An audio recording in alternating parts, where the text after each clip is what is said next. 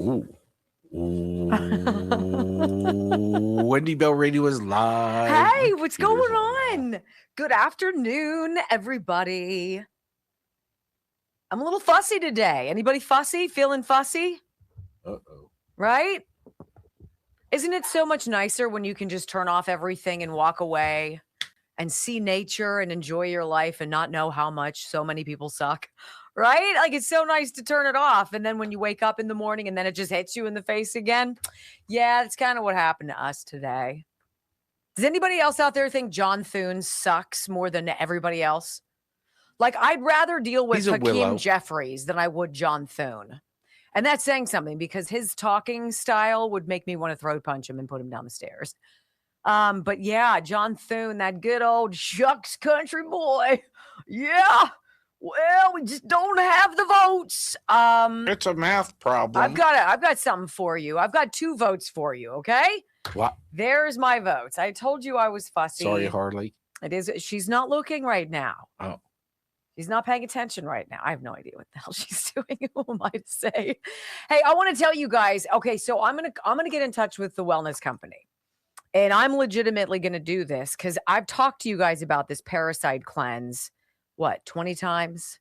20 times, and they sent me the mother of all fabulous kits from the wellness company. It's their like survival like field box, and it's this big and it's got everything you need. This is different. This is the parasite cleanse. This is something you do for like 21 days or what have you. You have to take this medicine or pill or whatever it is. And in the course of those 21 days, you cleanse all of these parasites out of your body. Parasites that come from pork, that come from fish, that come in water, that's all around us are parasites in our bodies as we speak. They're in the food that we eat every single day, and it's just a fact, which is so disgusting. But, and now we're thinking also about COVID, right? Think about all of the people suffering from long COVID, and they think there's all these problems. Well, the ultimate spike detox for you guys is the thing that I really want to push on you today.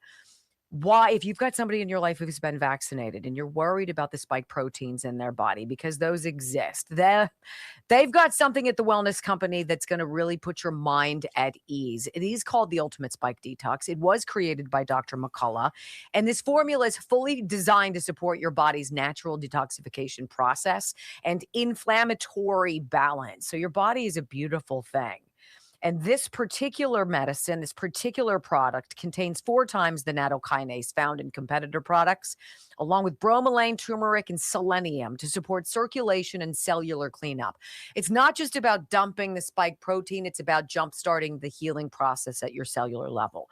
Boom! Enter Ultimate Spike Detox. Get your bottle today. Use my name, Wendy. 10% off, free shipping, TWC. .health/Wendy. I'm super interested. So we're going to try the parasite cleanse. Neither of us has been vaccinated, so I'm not feeling like this is something that necessarily we need to do. But I know a lot of you guys, I mean, several people in my family, you know, all of my extended family has been vaccinated. If there's something out there that Dr. McCullough says is going to give you peace of mind and start fixing you inside at the cellular level, I'm in. Yeah, right? The parasite cleanse. Like, I want to do that. I kind of don't, but I kind of do. I kind of don't, but I kind of do. Yeah, I agree with you. But I think it's something. I don't want to know how dirty I am inside. You are nasty. Wow. I'm just kidding. So we got a beautiful. That's why I drink bourbon to kill it. Oh, my. So I want to read this to you. This is really cute. Sue's Magic. Sue's Magic over the weekend jotted down all of the various people on this show that she has supported, all of our sponsors. You ready? Armed and Feminine, Tom Yakupin, who happens now to be with Health Revolution, Crescent Mountain Coffee, Field of Greens, Chuck Juice, Tulip Blooms, Juvenon's Blood Flow 7, Body by Aim 360, Healthy Cell, Canolidine, Dr. Marty's, wow. Texas Bullion Exchange, Native Path. She's bought a sweatshirt, t-shirt, mug, 2 challenge coins, and a brass key. She's bought Morgane's Fitness Swag. She's been a part of Melaleuca, Patriot Switch, and Dr. Gundry's MCT Wellness. I mean, other than that, She's got nothing. Listen, Sue's Magic, you need to get the olive oil. Oh my gosh. I can't wait for mine to come. We're going to talk about it. Casandrinos, it has little travel packs, and I used, because I had this here, I used 3 of the travel packs last night on my dinner. I made a bunch of different stuff. No leftovers. Sorry, buddy. 5, 4, 3, 2, 1. Welcome to your daily dose of facts to fight off the liberal gaslighting. You can be in the middle of a hurricane. You have sanctuary in the city of Chicago. Or you can be on a calm day. North is still north. You could be in a thunderstorm. I am angry. We are not going back. Not ever. North is still north. People can yell at me. The hell with the Supreme Court. We will defy them. North is still north. It doesn't change fundamental things. And in this business, right is still right, even if you stand by yourself. We don't get fooled again. No. Live across the fruited plain and from sea to shining sea, we're converting the Marxist left 1 hour at a time on the Wendy Bell radio program. Hey!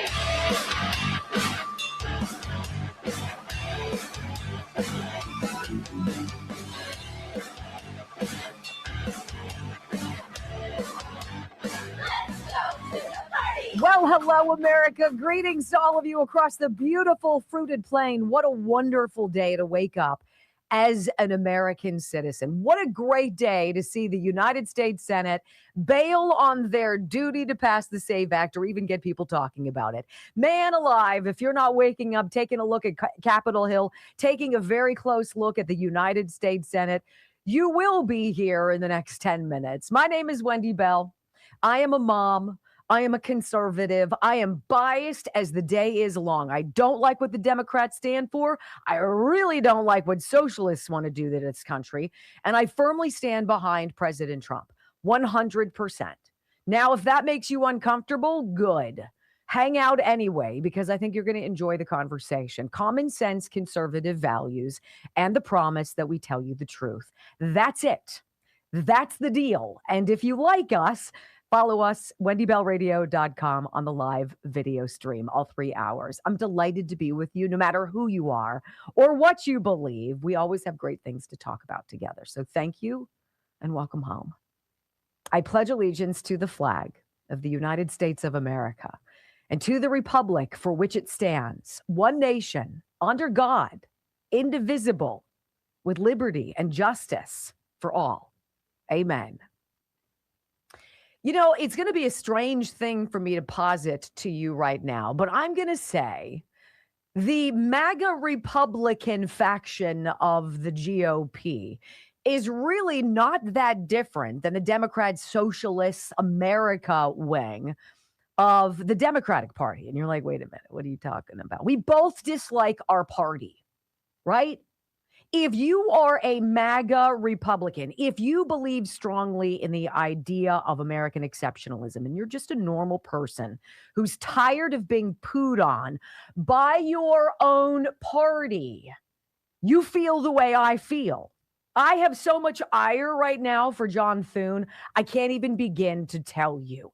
I love the bright blue eyes, the handsome face, the tall, strong build, the aw shucks, middle of America guy.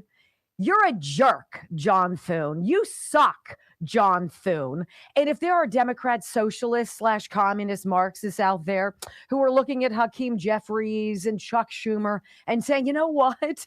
You suck, Hakeem. You suck, Chuck Schumer. Well, I get it, because we feel very similarly for maybe very different reasons. But there is a fracturing, a fissuring of our two sides of the political spectrum for a reason. And then everybody's like, well, there's the independents, though. There's no independent.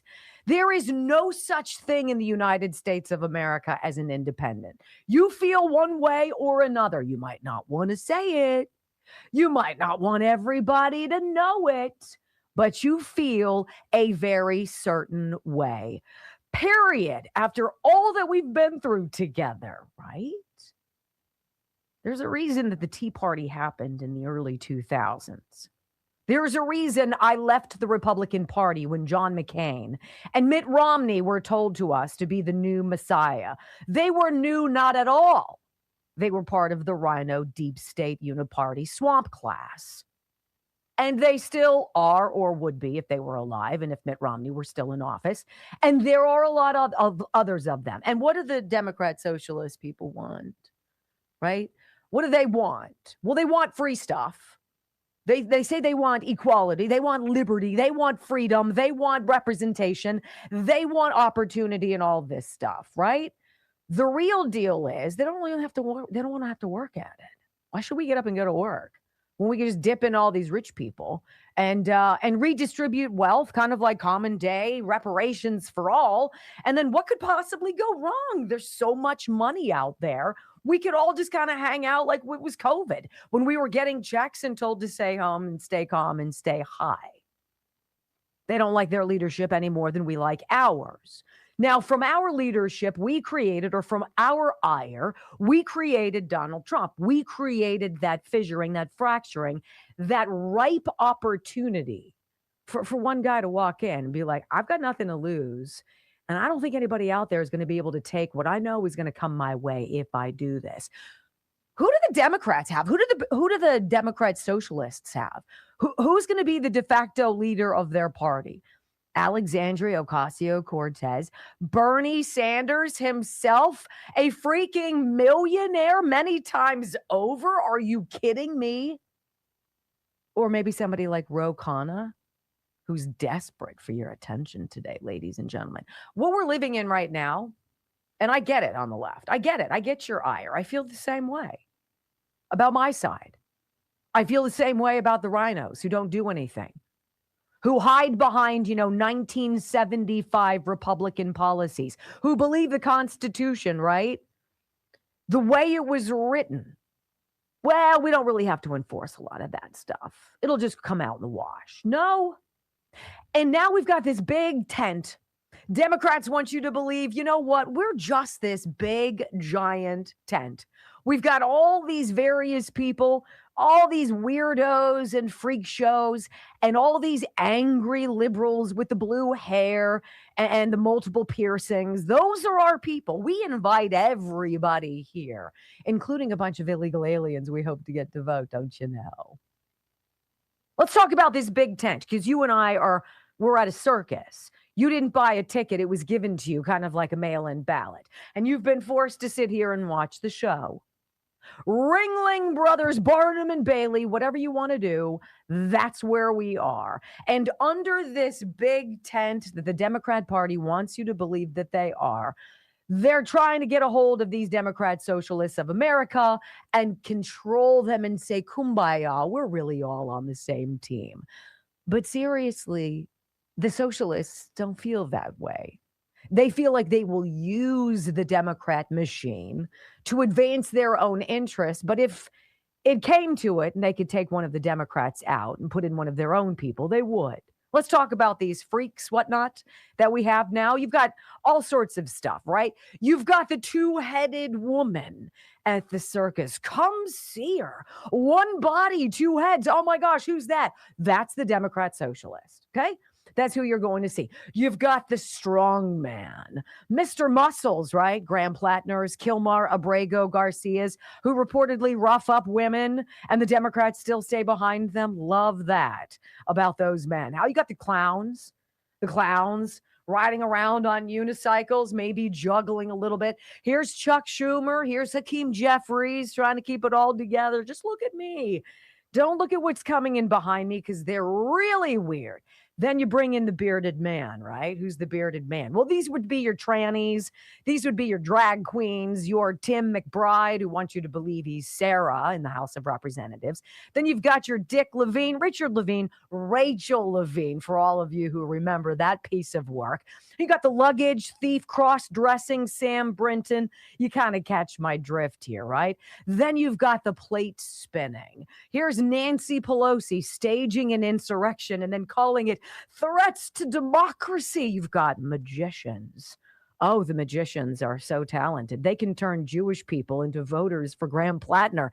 It's like, poof, how'd that happen? We forgot about the Holocaust and instead embraced the guy with the Nazi tattoo because that makes sense under our big tent. You've got the trapeze artists who would be the blacks demanding reparations, right? Watch us balance all of this weird stuff that nobody's for, but we're hoping to ride that train of racism and guilt for your white privilege.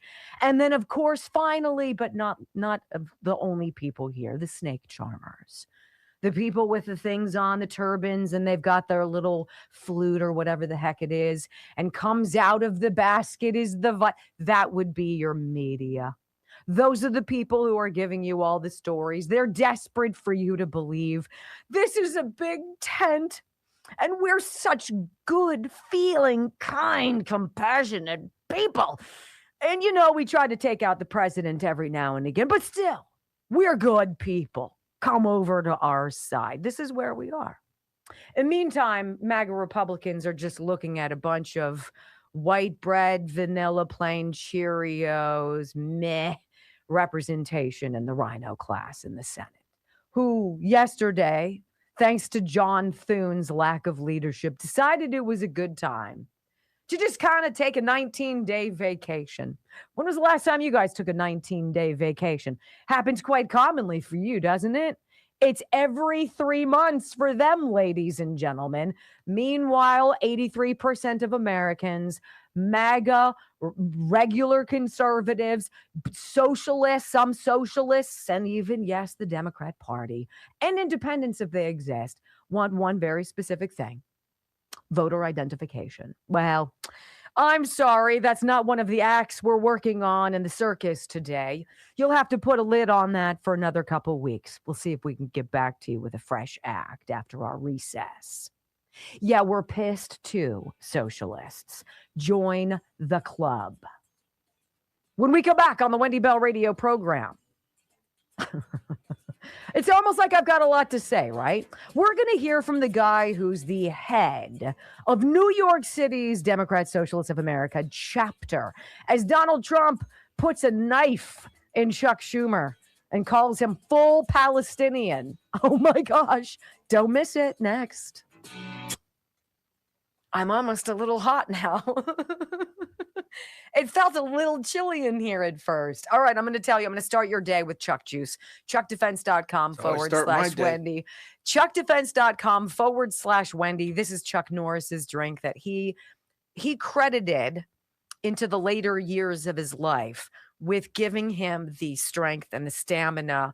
And I just think the grit to continue into his 80s, lifting weights, doing martial arts, trying to help other people, being a real lightning rod of taking personal responsibility for your health. And he put it out there and he's like, this is what I've made. This is what I drink. 1 scoop in water to start your day. And you will not be disappointed. You will love Morning Kick. That's what it's called. We call it Chuck Defense. ChuckDefense.com/Wendy. Get your Chuck Juice today. Nice discount. I think it's at, what is it? 37% off. Kind of a rando number. It's a good number, and a 90-day money-back guarantee, full 3 months. You aren't getting your money back. Drink the whole dang thing and then decide if you like it or not. You will. You will. I can tell you, you will. Anywho, I think it's very interesting to listen to this question because this Gustavo Gordillo fellow, he's telling CNN, if I'm not mistaken, let me make sure that's who it is. No, this is a TikTok of this guy talking about where the Democrat socialists disagree with the Democratic Party. And it's like, on everything. I mean, like everything. We're just going to use their apparatus, right? We're going to use their fundraising because they're going to have to support us if we're going up against Republicans. If we win, you know, they're going to have to support us, obviously. And they've won their primary. So the machine is going to have to give them money. And then if they win, they beat out Republicans. What's going to happen? Who knows? Hell in a handbasket. They're the magicians. 100%. 100%. Sleight of hand. Yes. We're Democrats, but not really. This is what it is. This is the ultimate, as Brock said, the ultimate sleight of hand in this big tent circus performance. Yeah, we're Democrats. Not really. I'm tired of Not really. Not tired of Mike Lee, but if you have 5 people, you can start it. Get rid of Thune. You can start it. Well, that's You're just still playing not by the the way these it stupid works. rules yes, too. Yes. And Byron Donalds, he was pissed. Yeah, and he came out and he's like, the Senate sucks. Literally, he said that. The Senate sucks. And I'm like, I concur. Yeah, I can't disagree with I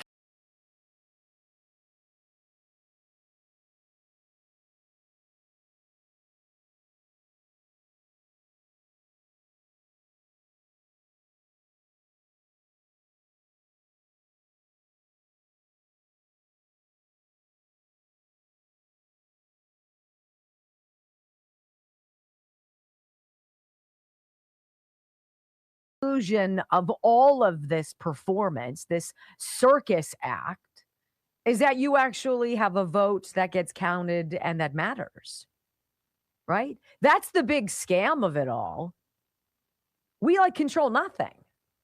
We're just pawns in this. They give us election day to make us think that what we're doing is leading to an outcome. It's not. I want you to hear this guy. His name is Gustavo Gordillo, and he is the co-chair of New York City's Democrat Socialists of America chapter, if you will. And this is the greatest sleight of hand of these magicians called Democrat Socialists, is that they say they will run as Democrats, but they have big, big problems with the Democratic Party. They do not consider themselves simpatico with the party, which is very wild to hear, but here you go. Candidates run as Democrats. We're on the Democratic Party ballot line. We contest the primaries. And when they're in the legislature, they're part of the Democratic Party caucus. But we don't agree with the way the Democratic Party establishment organizes or runs its party apparatus. And so we try to build independence by focusing on volunteer-led movement. We think that everyone should be able to be trained and to become someone who can participate in the political process. And we don't really think that Democratic Party campaigns in the establishment are run that way. And I think you really see that difference in the races like we're having tonight. And I think in terms of the agenda, there's a problem in the Democratic Party where they are funded by billionaire donors, and at the same time, they're trying to represent the working class. And in our opinion, you have to choose between the billionaire class and the working class. It's just impossible to satisfy all of them. Interesting. They don't want to be funded by billionaires. They just want to take all of the billionaires' money and redistribute it in the greatest generational theft of wealth our country's ever seen. Now, did you see what President Trump said about Chuck Schumer? Talking about how Hakeem Jeffries and Chuck Schumer got absolutely their butts handed to them in their own backyard.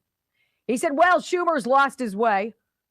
He's become essentially a Palestinian.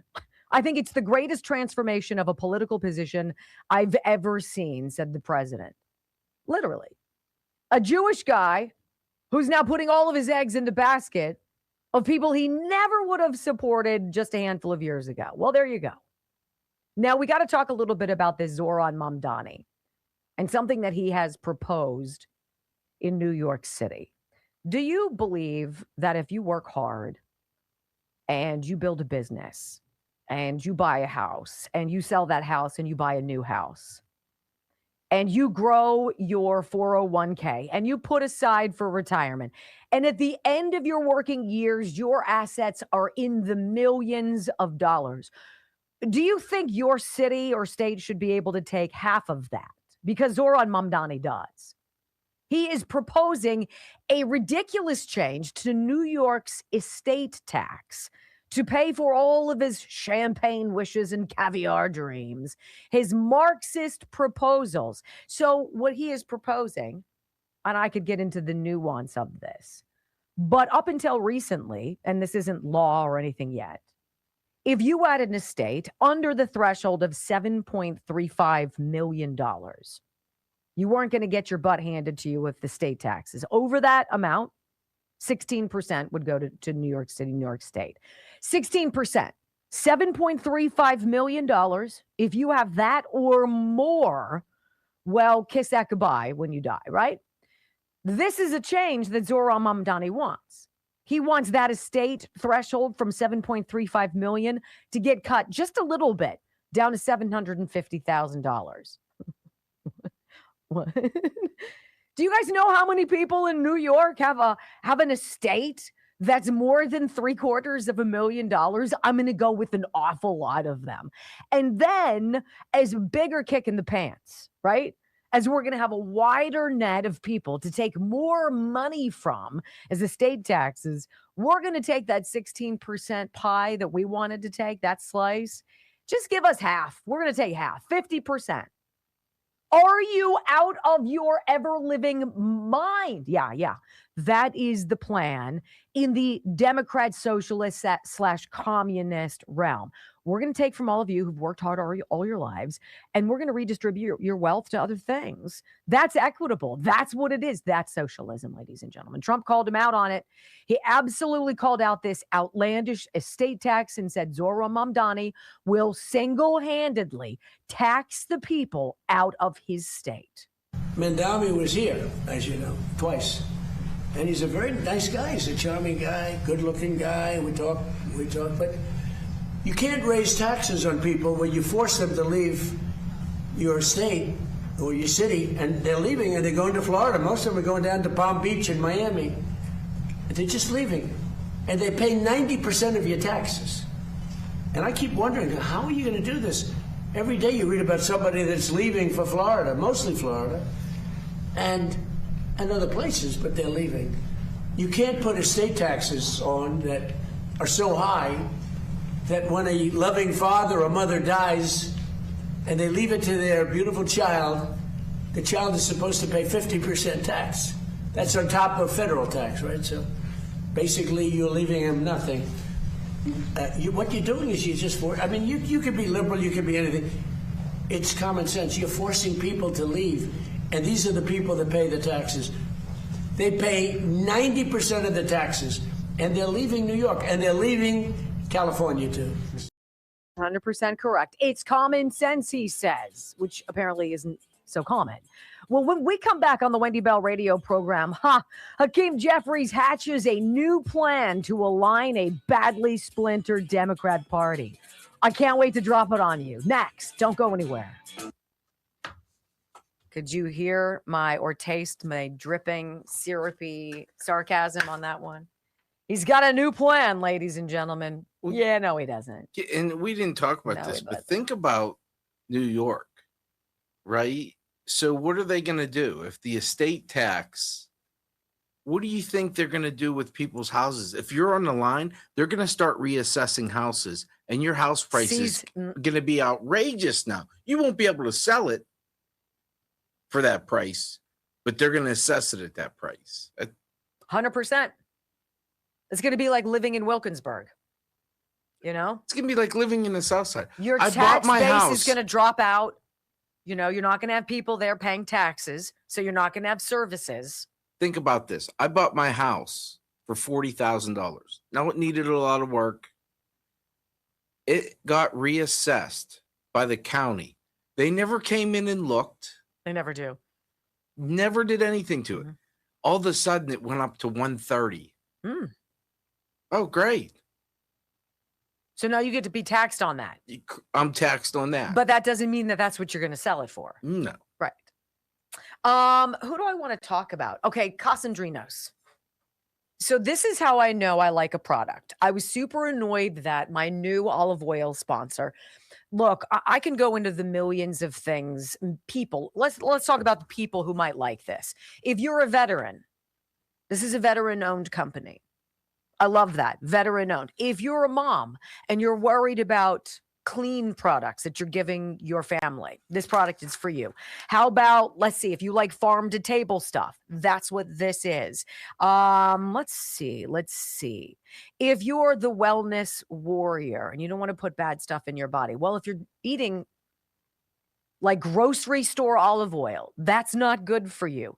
The Whole Foods shopper wants only the best, regardless of who you are. It was the flavor for me. Once you have good olive oil, you can tell anywhere you go that what you have sucks. And so with my package that I got from casandrinos.com /Wendy, they gave me little travel packets of it, a bag of them. You can get them online too, bag of them. So you can take them wherever you want. So I was like, I'm going to use those. And so I made fillets for dinner last night, and I had some mushrooms and some broccoli. You know how I like my broccoli brock with garlic and whatnot. Yeah, and I a do. little, and I toss it in this olive oil first, so the broccoli florets are nice and soft, like broccolini. Oh my gosh, off the charts. Casandrinos. Well, you right. snookered me into it yesterday. Casandrinos. That is what it's called. This is from an olive. I don't know if you call them an olive orchard, olive tree, olive whatever. Grove in Greece. And it's a multi-generational family thing.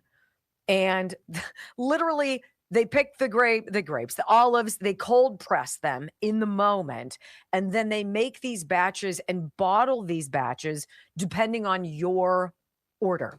So it's not been sitting on some store shelf. They don't sell it in stores. They sell it directly to you. So they can literally go, put the thing on it, package it, send it to you. What you're getting is just taken out of the barrel. I'm like, it's crazy. Casandrinos. I think you're really going to love it. Organic olive oil, something like 900 polyphenols, 53,000 5-star reviews. I mean, it's crazy. Casandrinos. And I want to make sure, yes, you got this /Wendy. Yes. Casandrinos. Was there a code or anything like, did you get a discount, or is what it is, Brock? It is what it is. Okay. So they've already taken a discount off for you, which is great. Yum, yum, yum. I'm digging edible stuff. Well, let me just say this. You snookered me twice yesterday. Oh, why? You brought me leftovers made with that. Yes.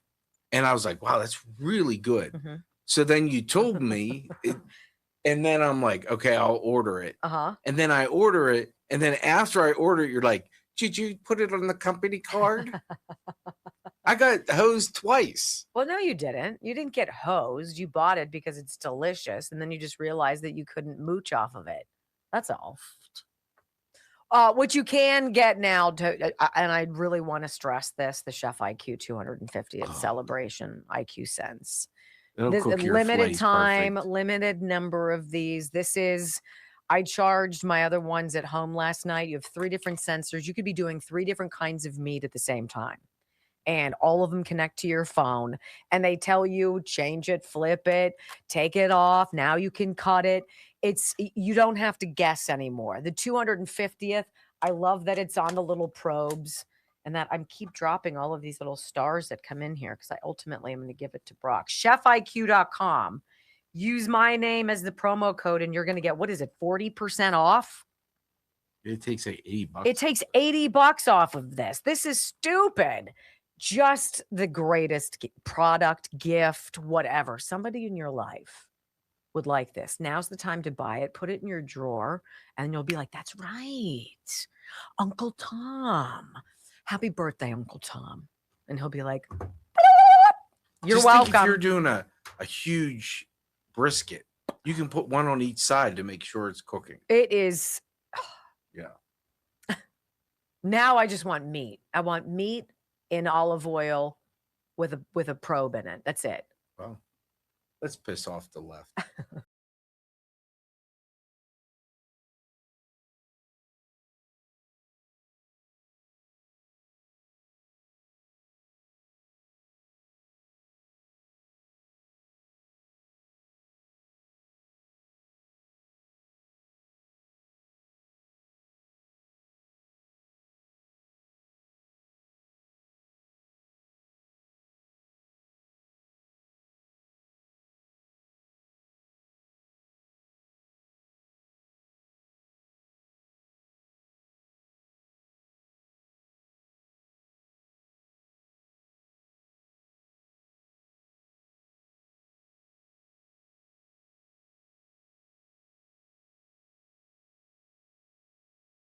Music. I don't want to interrupt you. We got to get to that YMCA part. Welcome back, guys.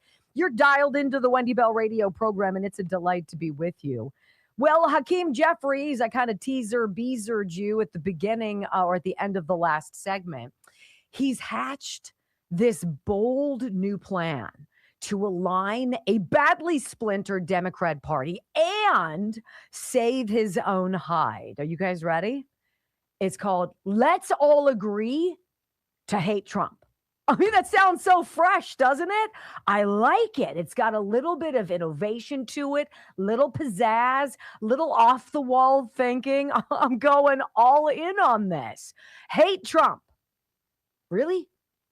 How about anything? How about anything else? How about this is what we're going to do to bring down the outrageous cost of living that we, the Democrat Party, is responsible for creating? Because we did that under Joe Biden, and then we ditched, and then we stuck Donald Trump with it, and then we blamed him for it. Do you like how we do that? We are so crafty. See, everybody's onto it. It's ridiculous, but that's the story. Honest to goodness. These are the new talking points. It's a big, bold new tent, says Hakeem Jeffries. Look, don't take my word for it. Here he is with, she looks like she got hit by the sprinklers. This is Jen Psaki. And you know what she needs? She needs some of my volumizing shampoo. I should send her some. She's talking to Hakeem Jeffries, and he's going to drop to you the number one thing that the Democrats want you to believe. This is the new big tent Democrat Party, and it involves some weird people, including socialists and communists. Listen. I think at the end of the day, individual congressional districts, the beauty of it all, are made up by a diverse group of people who have a diverse set of perspectives on a wide variety of issues. I think for us as House Democrats, we're just hopeful that everybody recognizes once we get through this primary season that the enemy is Donald Trump and MAGA extremism in terms of trying to bring about the type of America that we all desire. Think about how mental that is that he just said that the enemy is Donald Trump. It's stopping Donald Trump from securing the border, taking out Iran, bringing down gas prices, literally liberating the world from the boogeyman of terror, protecting women and girls' sports, protecting the unborn, bringing down taxes, making things more opportunistic, having countries invest in America, ginning up domestic manufacturing. Drill, baby, drill. Let the farmers be. Get the pesticides out of their world. Give you the best food possible.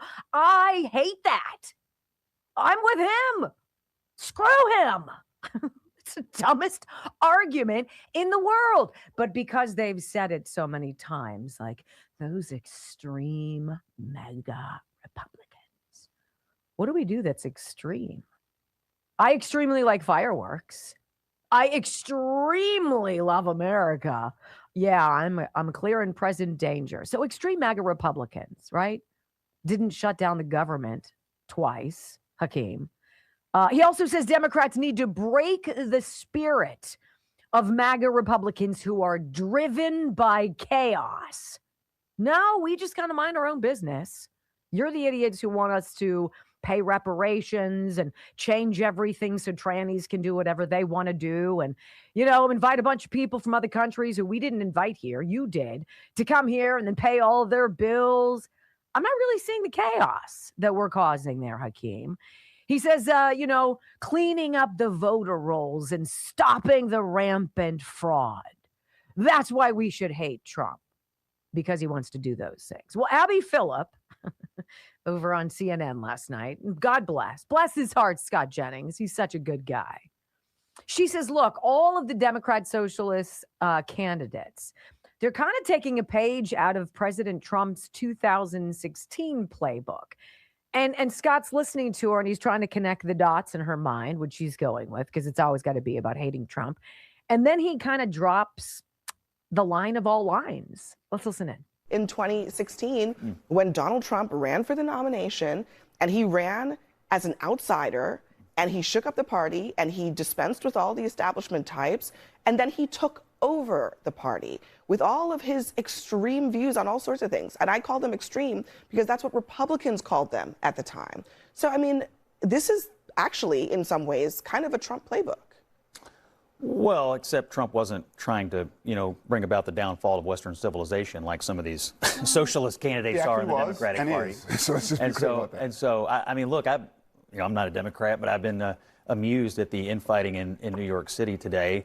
And some of it is pretty powerful constituencies. I saw a video last night in one of these victory parties of a room full of young white socialists screaming at a television with Hakeem Jeffries on it, who's poised, by the way, to possibly become the first black Speaker of the House, going, "You're next, you're next, you're next." Not a great look for the party. Not a great look for Hakeem Jeffries. And here is that video clip of the almost exclusively white progressive / socialist / communist and Marxist celebrating all of the socialist wins Tuesday in New York, chanting, what was that again? You're next, you're next, you're next, you're next, you're next, you're next. Some other common process before they could commit. And he had said something, or Abby Phillip had said something. She had said that Donald Trump, that some members of the Republican Party thought Trump was too extreme. And I'm like, what was he extreme about? Extreme about election integrity? Extreme about the Constitution and what the founding fathers saw as great avenues of peril for this country? What was he extreme about? Extreme about, I don't know, cutting costs, making things easier, making people enjoy their lives? What is the extreme and why? Who was that? It was John McCain. It was Mitt Romney.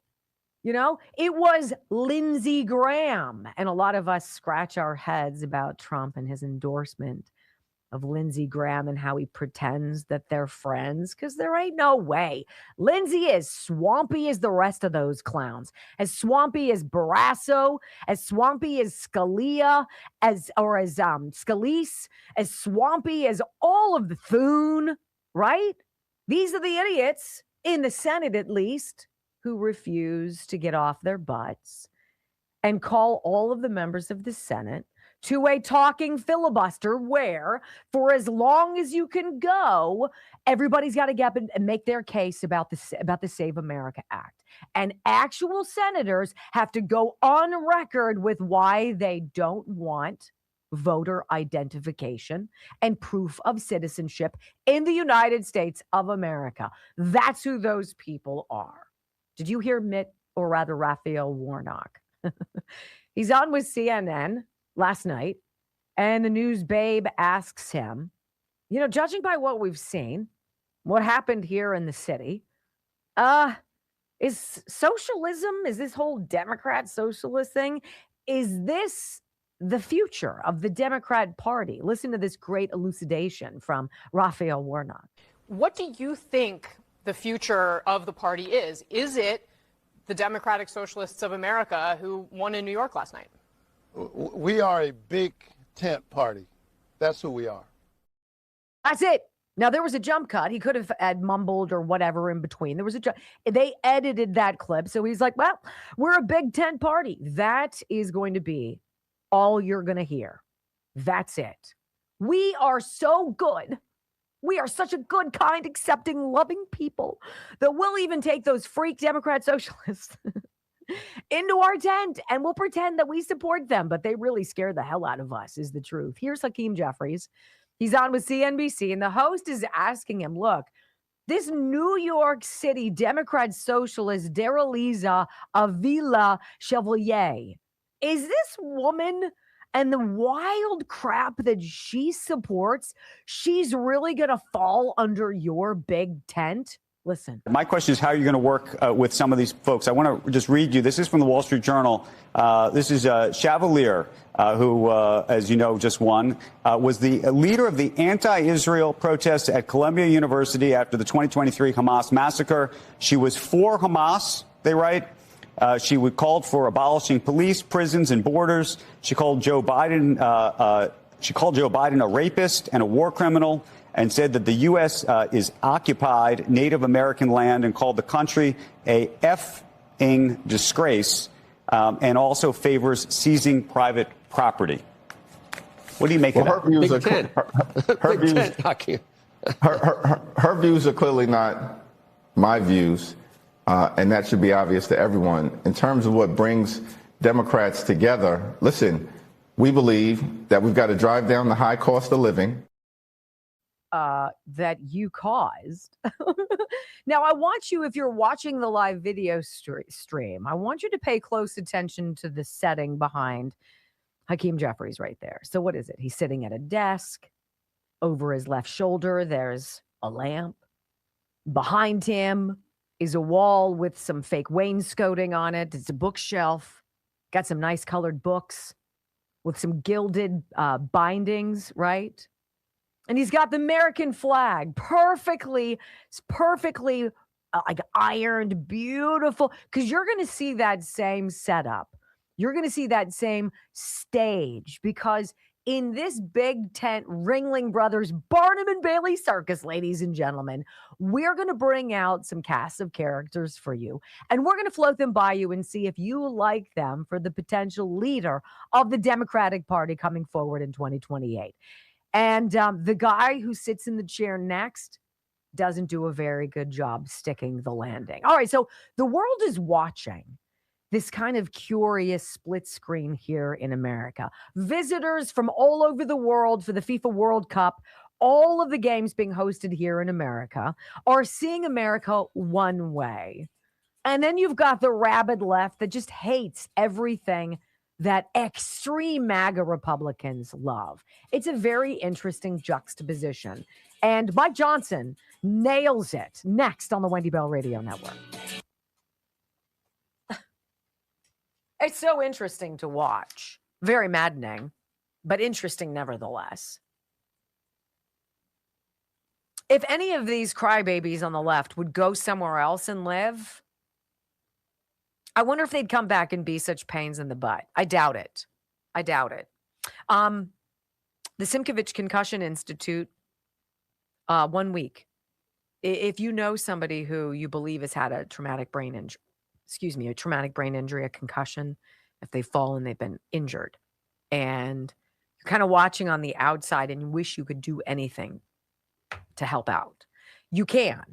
And what you can do is take a piece of paper and write down two very important pieces of information. One is a website, Simkovich, just the way it sounds, SimkovichConcussionInstitute.com. And the other is their phone number, 412-366-3700. 1 week. That is what Dr. Simkovich usually needs at the most to fix somebody whose brain has been broken, injured at the cellular level. No surgery, no blood, no needles. 412-366-3700. Change your world.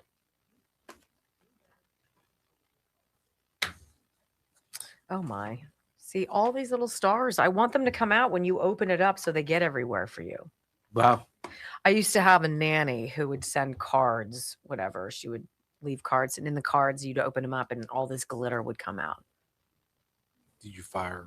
I was tempted. Joe was pissed. I hate glitter. Glitter, little things inside. Ha ha ha. No. See,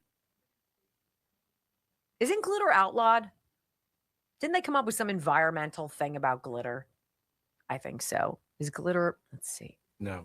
Was glitter ever They make edible glitter, for God's sake. Outlawed edible glitter. Why would you eat it? Well, people put it on Yes, cakes. but only plastic glitter has been restricted in some areas, not all glitter.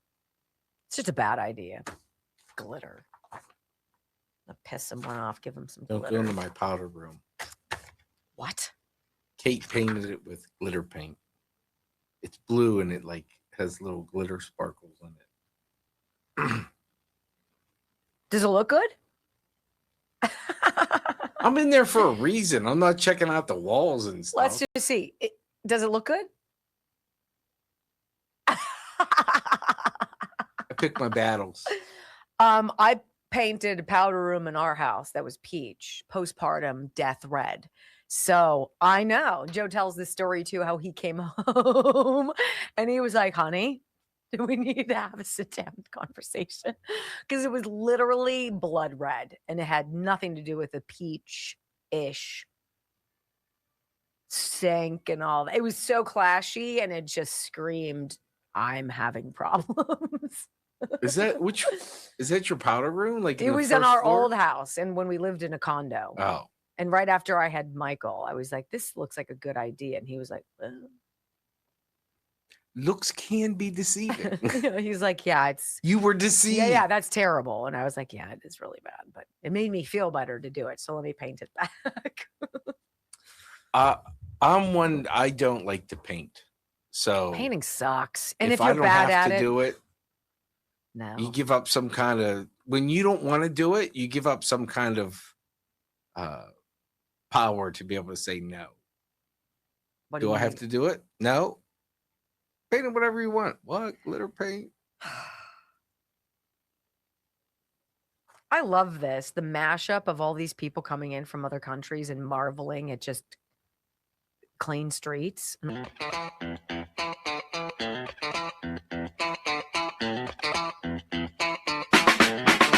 Welcome back to the Wendy Bell radio program.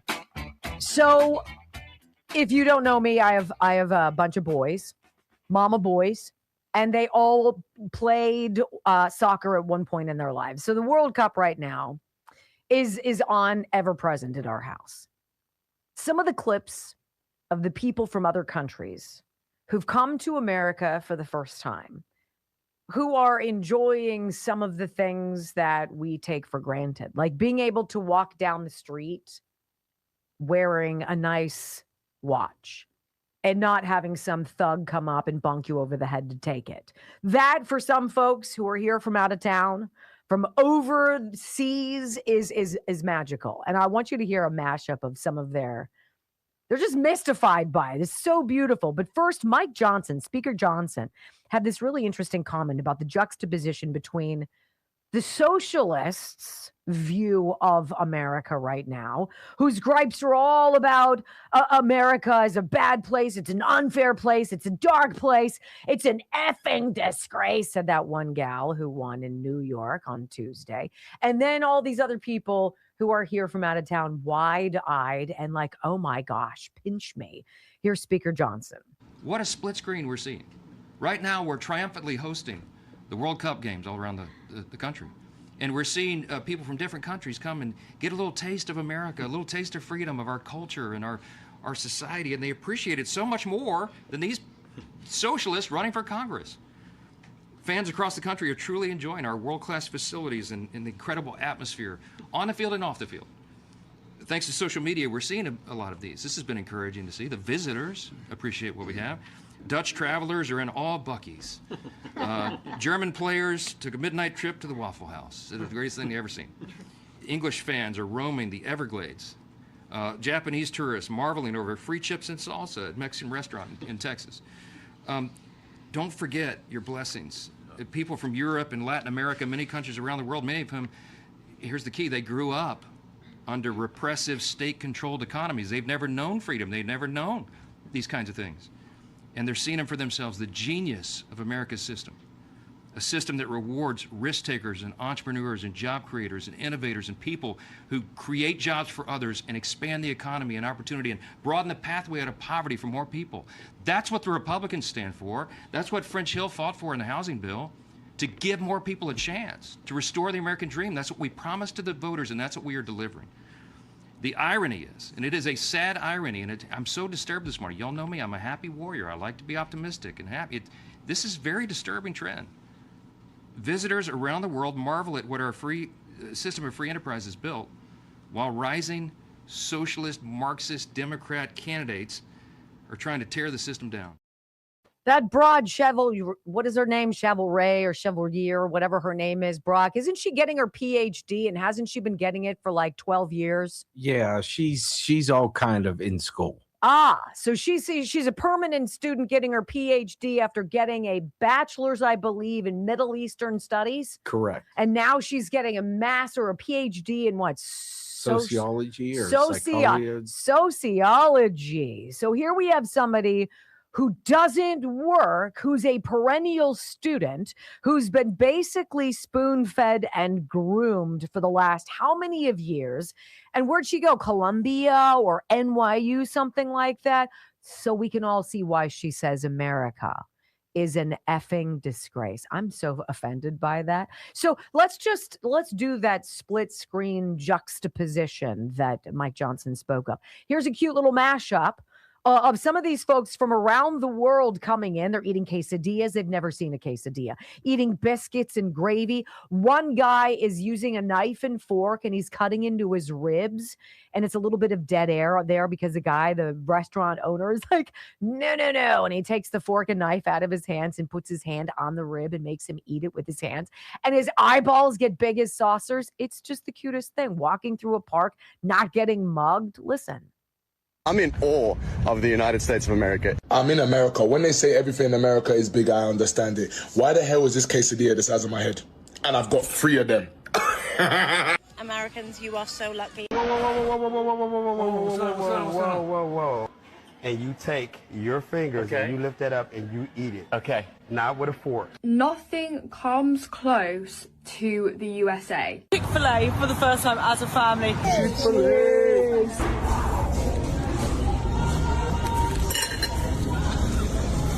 This is so good. Dang. Women walking alone with fancy handbags, jewelry on, glasses on. They're not being harassed, nothing. If they were South Africa, gosh, first of all, I wouldn't be able to walk through this blimmin' park by myself. Everything just big, ginormous, extra large.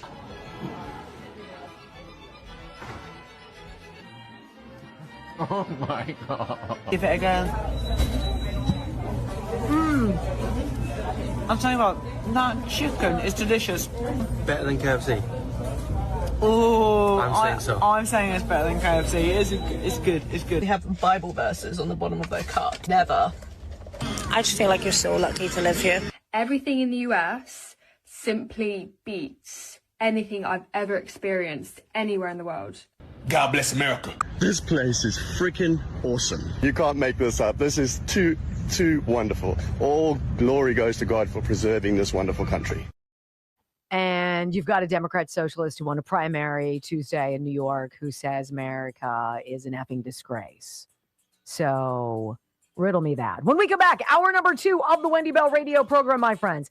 Democrats left Trump a broken system that they can blame him for not fixing fast enough. Right? Next. I love that. I couldn't be walking through this blooming park. I love it. Okay, blood flow. Can you imagine how much those foreigners would love me if they learned a little bit about my secret, my American secret of stamina, strength? I did 30 pull-ups today. Okay, not unassisted. Like I'm on it, and then she's holding my legs, and I can kind of push a little bit. But 30, right?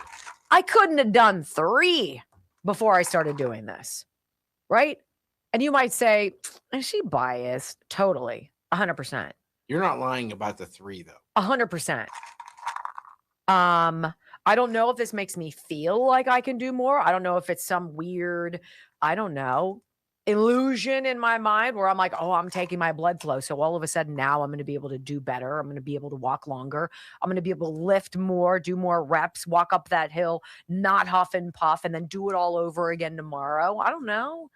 Maybe it's in my mind, or maybe this stuff just friggin' works because nitric oxide relaxes your blood vessels. And when they relax, more blood can get through. And when more blood gets through, you've got more mental clarity. You've got more stamina. You've got more strength. You've got more grit. Bloodflow7.com/Wendy, 30% off everything there. If you do nothing else, that it's less than $1 a day. Nothing I'm telling you is breaking the bank. Some of our sponsors have some expensive stuff, but then you buy it and you're like, I get it. Now I know why it's expensive, right? Like tulip blooms. What is this? Normally $65. You're like, for a little squatty jar of green oil. What a ripoff. Mm-mm. And then you use it, the velour massaging oil or any of the other body butters that they have, which are so beautiful. And then you're like, you know what? I've never really taken good care of my body. Never taken care of my skin.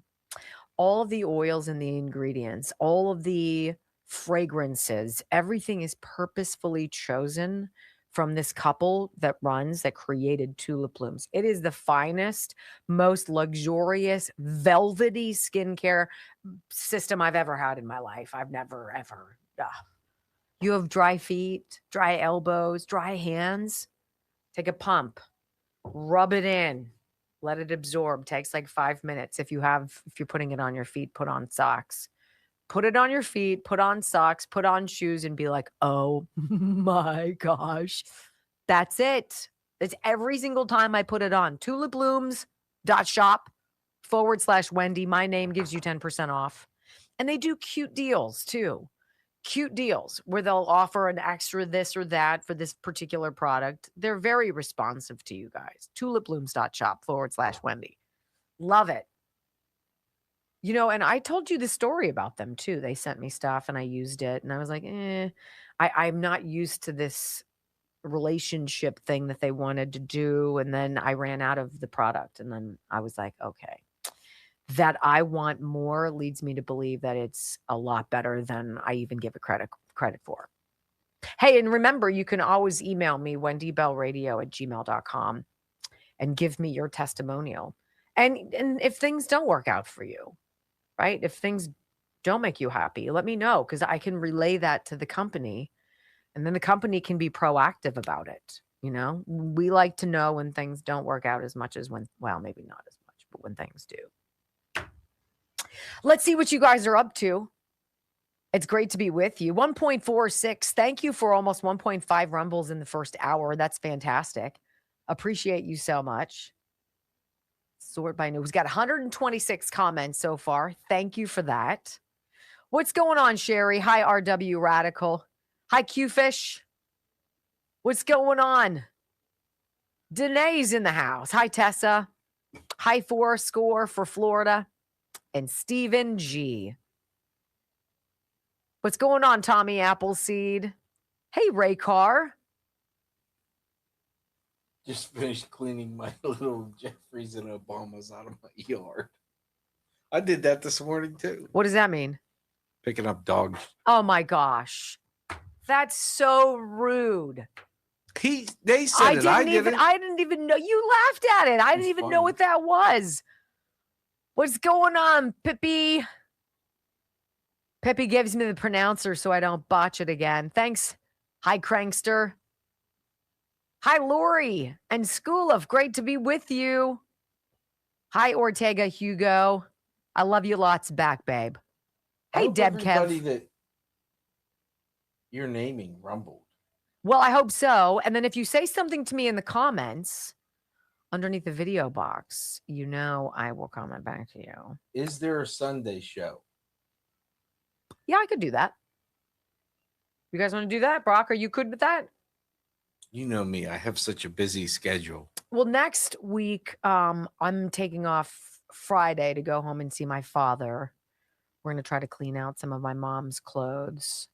So, and Brock will get a day off to go see his brother and sister-in-law in Gettysburg, which will be wonderful. And we'll do a best of show for the radio station. So we won't be live next Friday, but we are here tomorrow And so next Sunday, obviously, I couldn't do a show. So let's do it. And we'll do it this Sunday. Weekends with Wendy, 7 a.m. Look, and the only way you really know about it is if you hit the follow button. You got to hit the follow button. We send you a notification, and then you know how to get in and all that. So, well, it's actually not true. I make it sound super secret. There will be a pet show on Saturday, Oh, too. wow. Brock's working 7 days a week. How is Sean? 9 Cookie Monster asks, well, the last time I have been communicating with him, he sounds good. Yeah. I hope he, he might come back. I don't know. I don't know what he's going to do.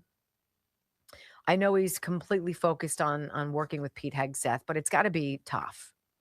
It's got to be a lot of work. A lot of work. And the back and forth is tough. Oh, Mama J4, thank you for that. Hi, all good, cool. Al good, cool. Love my Sundays with Wendy. What? Hi, What am I, Grubby. chopped liver? Hi, 2 of 7. What's up, 1955? Mother of 9. Hi, pissed off 24/7.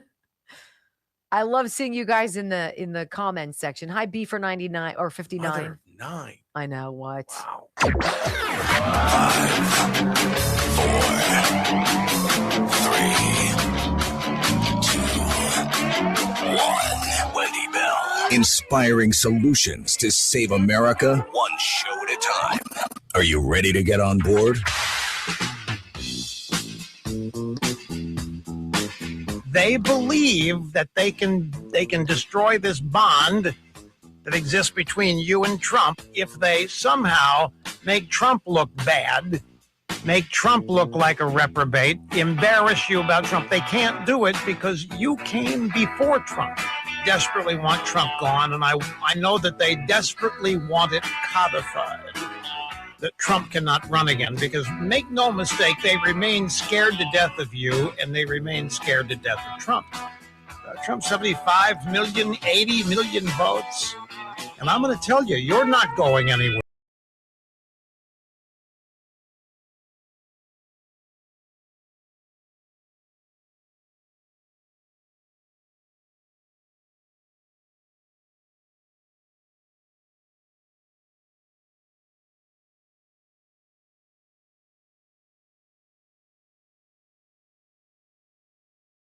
MAGA. They can't separate you from Make America Great Again. From sea to shining sea, 3 hours of bold truth and excellence. The Wendy Bell Radio Program.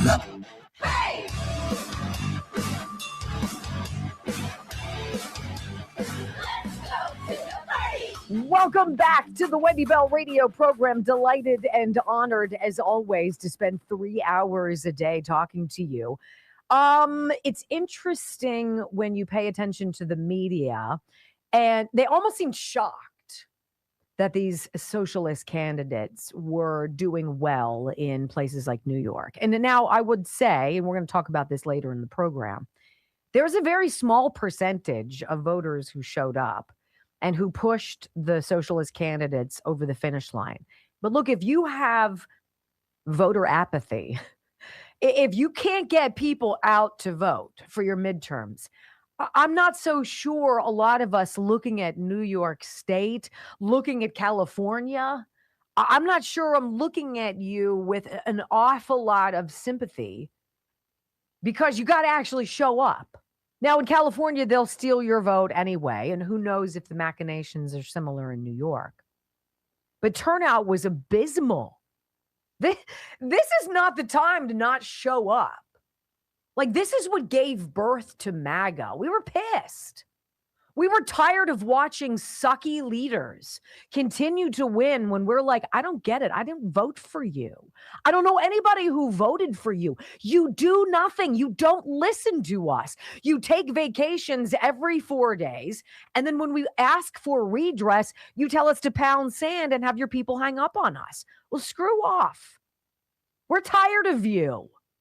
It's almost like the Democrats haven't been paying attention to their people too. Because that's how you get these splinter groups who are like, screw you. I'm tired of you. And then you get some wacky people. Democrats were so busy hating Donald Trump They were so busy being completely intoxicated by their own self-hatred and their hatred of one man that they didn't pay attention to the toddler that was throwing tantrums, that grew up a little bit and then became indoctrinated in the public school system, then got groomed into college to hate, 100% hate, and hate everything. And now their chickens have come home to roost, and they've got this surly, unkept mess on their hands in these socialists. And they're like, I saw Letitia James say yesterday that she's disappointed that these candidates won. I'm like, what the hell did you think? Only you were going to be the one who could cash in on mortgage fraud, Tish? Really? Well, so yesterday, CNN had Frank Luntz on, and he's a pollster, and he's a pretty big up there pollster, and he's not often wrong. I don't necessarily get a huge vibe on him that he's conservative or liberal. I kind of feel like he gives you the numbers based on what he sees, and that's the deal. And so he sits down with CNN, and he drops a little bit more than just digits. And in this first audio soundbite, the news babe is basically asking, we're not seeing Trump stumping in person for candidates in these elections. Like, does that mean he's kind of thrown in the towel? He doesn't feel like he needs to? Is that a wise marketing move? That the number one brand of the party, the guy who is the CEO of MAGA, isn't out actively campaigning for his candidates? Very interesting answer from Frank Luntz. That's right. Let's talk about it now with Frank Luntz. He's a pollster and a communication strategist. And I wonder, Frank, what you think about the fact that we haven't really seen Trump out there stumping for Republicans so much this primary cycle. Is that sort of a missed opportunity? He's the most impactful political leader that I've seen in decades. When he made an endorsement in the Texas Senate race, it changed the outcome. And he made endorsements in Louisiana when he's done so in congressional races in places like Kentucky and California. It really does matter. So he doesn't have to be there. He is more seen, more heard, and more listened to than anyone in American politics. President Trump has the Midas touch, that golden touch. What is he, like 218 for 222 of his endorsements? I mean, I'm pulling that number out of my rump. I have no idea what it is, but it's outrageously high, like 95% or greater President Trump's endorsement record. He doesn't have to go everywhere. He doesn't have to travel all over the world. He can say on Truth Social, 100% support this person. And because he's carved out the media, he created his own social media connection with the entire planet. It's remarkable what you're able to say when you own your own brand. And it works. Luntz now continues with Iran taking kind of a back seat in the daily news cycle. What message does Trump have to really stick the landing on in order to be successful these midterms and buck trends? Because usually it's the party in power that loses in the midterms. How does he stop that? Interesting. Affordability, affordability, affordability, affordability. It's all that matters. In the end, people aren't concerned about their jobs. They feel relatively secure. They're not concerned about their retirements right now. It's can they afford gas, which you've seen prices have gone down. Can they afford food? Can they afford health care and their housing? So it's not fair, considering the 4 years of Joe Biden led to the inflation, led to the supply chain chaos, led to the uncertainty, led to everything that was crazy. Trump comes in and he's got to be the guy who fixes it. And now the Democrats, though, can be like, look at what happened on January 20th. This guy took over and everything was chaos. They don't tell you, of course, that they paved the way for that. Remember, food prices shot up 20 to 25% during Joe Biden's Biden's presidency, with the cost of eggs and beef and fish and poultry, veal and coffee costing the most. Healthcare, you can thank Obamacare, which got 0 GOP votes on, which saw premiums double, deductibles sharply go up, and spending per person for health insurance going from $11,150 in 2010 to $14,500 in 2023. Democrats made health care unaffordable. And then don't get me started on housing. Median home prices shot up 25% during Joe Biden's presidency, with mortgage rates jumping from 2% in 2021 to 7% later in the term.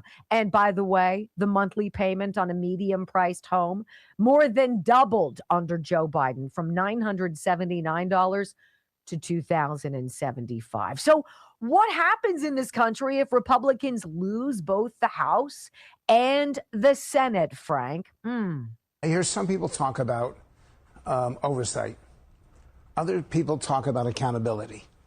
I consider it much more of a proctology exam that they will look at. That Congress would be doing. Oh my God! The president would be more. It would be very difficult for him, because impeachment would start on day 1, day 2, day 3, day 10, day 100, and nothing would get done. And I don't think that's good for the country. That in the end, at some point, you have to put aside politics to do policy. And if you have a Democratic House and Democratic Senate with a Republican White House, with the leadership that they have right now, I don't see anything getting done. Well, what has gotten done? And he says there are 3 states that he's closely watching, whose results will be pivotal to the general election in 28.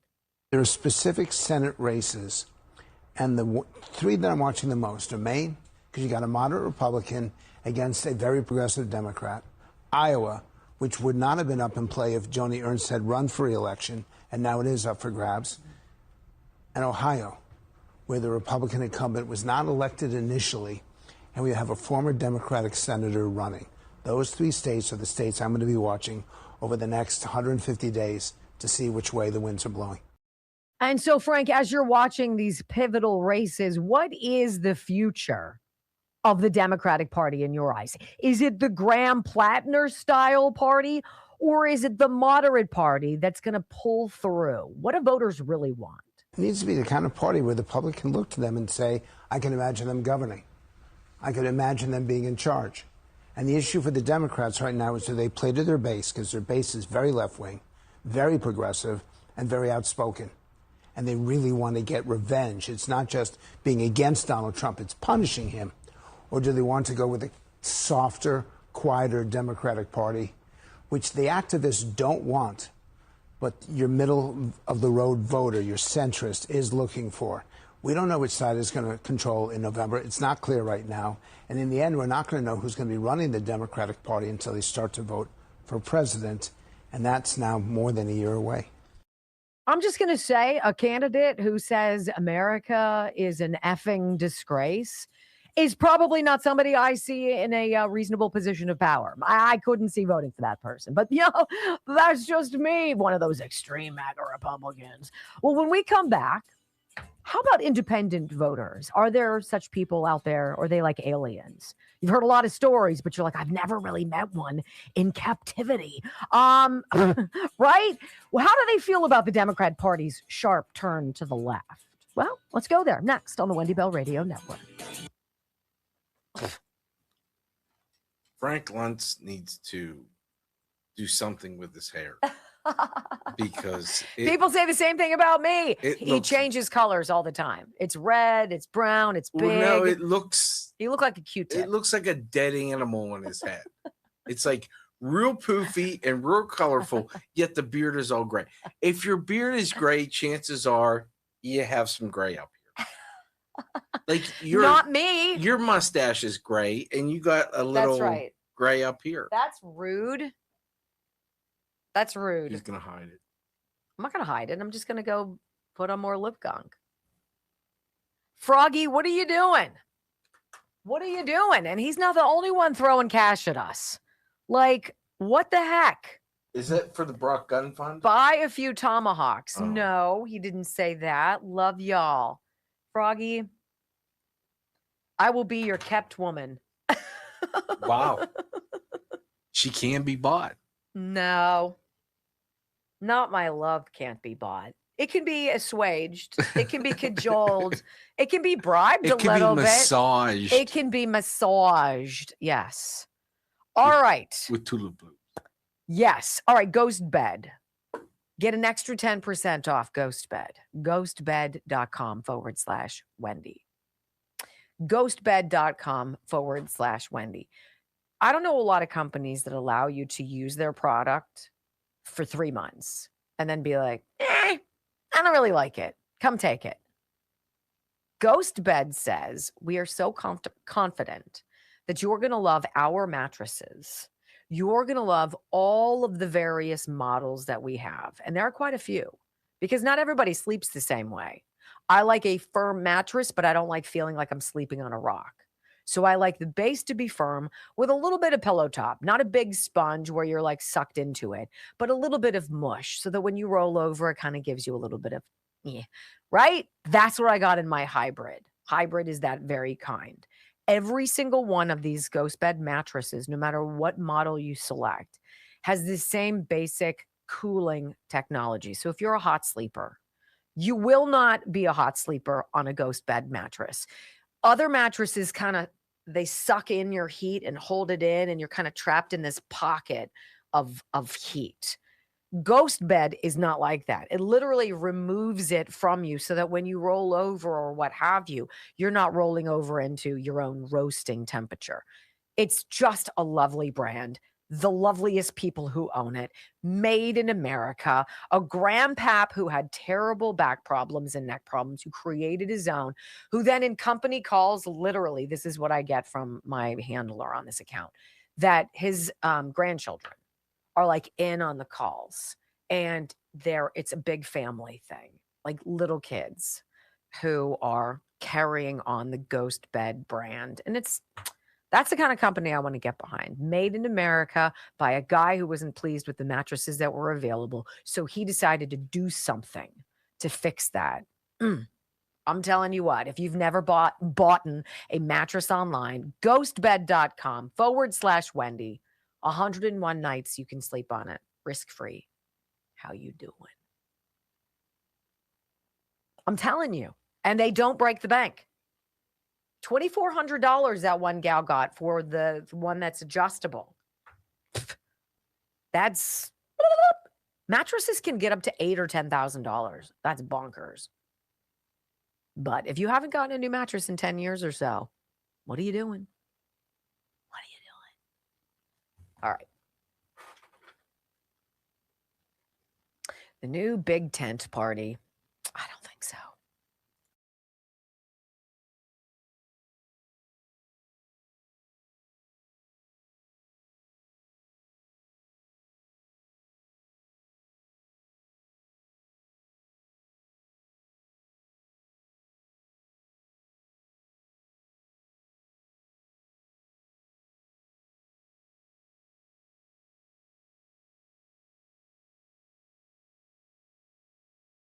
Back to the Wendy Bell radio program. I kind of think independent voters are like unicorns.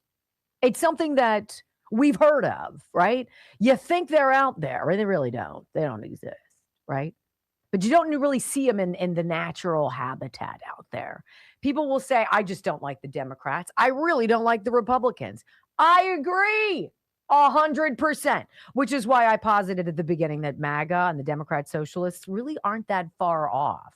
What we believe and what we want are two totally different things. But our distaste for the current establishment class of our party, we both hate. I cannot stand it. It's so frustrating. So there's a new Fox News poll. I don't know how new it is, but it's interesting. Let's say that. This is out in March. Okay, so not new. Fox News poll. Socialism gaining ground among voters. Is it? Is it? Well, apparently 2/3 of independents, quote unquote, independents, say that moving towards socialism is a bad thing. And you have to sit back and ask yourself, can Democrats really risk losing those votes of the independents arguably, they're going to lose the votes of the dead people if, in fact, we can clean up the voter rolls in time. And now a new judge has come forward saying, you shouldn't do that. Dead people have rights too, right? It's so stupid.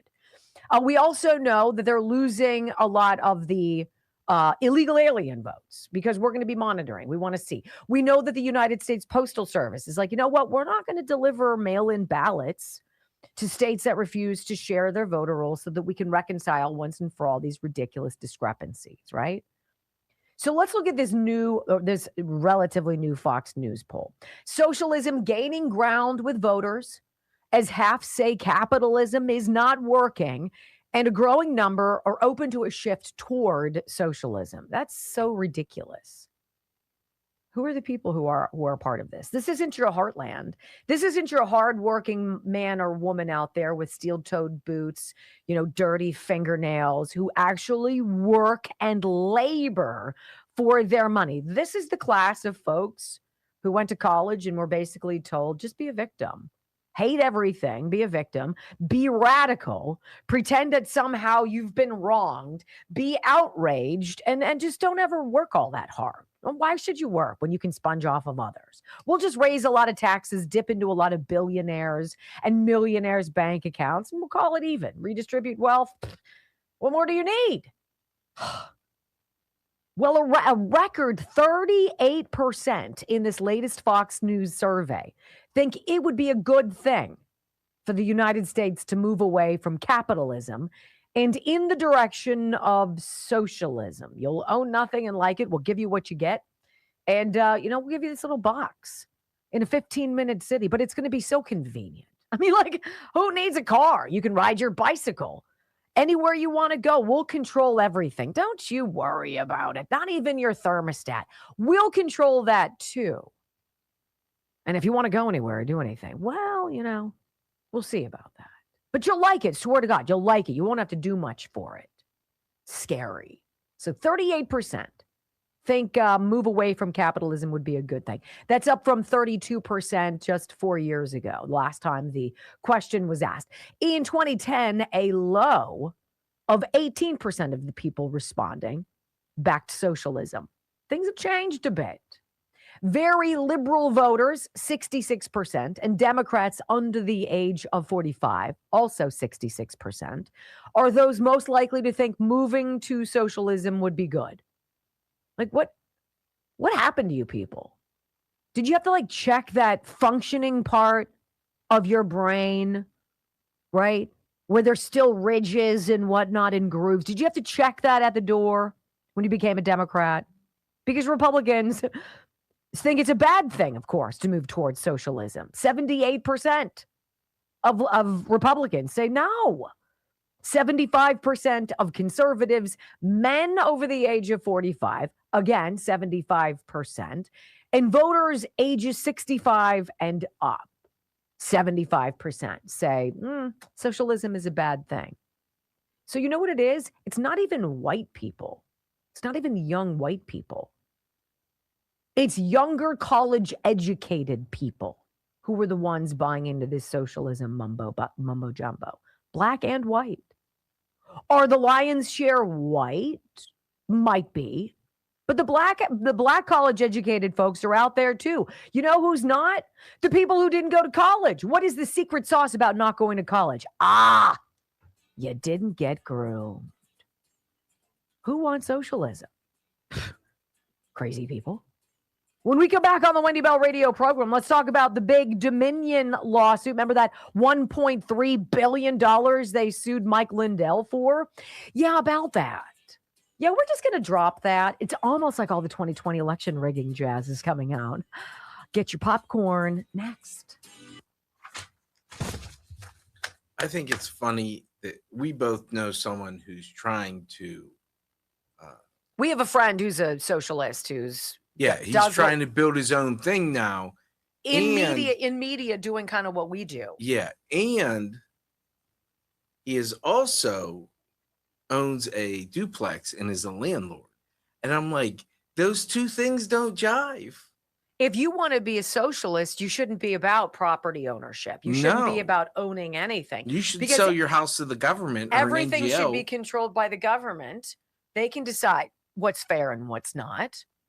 Right? Why should you worry your pretty little head on that? And he got axed from his job for being too wackadoodle. Too left. Wow. That's impressive. I want to tell you some impressive stories really fast. Here's Andrea. From the first call, Ireland Contracting could not have been better. Scheduled and met with Tom, who was great about everything, identified all of the issues with the roof, and when they showed up to work, they worked. Roofers never stopped. Arrived about 7:30. They worked until 3:30, cleaned up every day, and we have a large roof, but they had it done in 3 days. Great communication, extremely professional. Would recommend them to anyone. And I have lists and lists of these 5-star reviews for Ireland Contracting.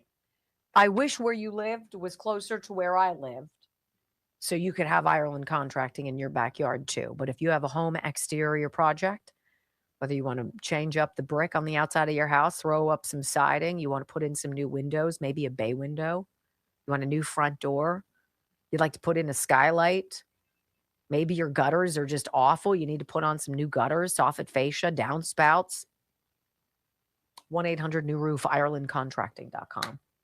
Chef Jet 1 just ordered my 250 Chef IQ for my birthday. Well, happy birthday. You deserved it. Happy birthday. 100%. That is very exciting.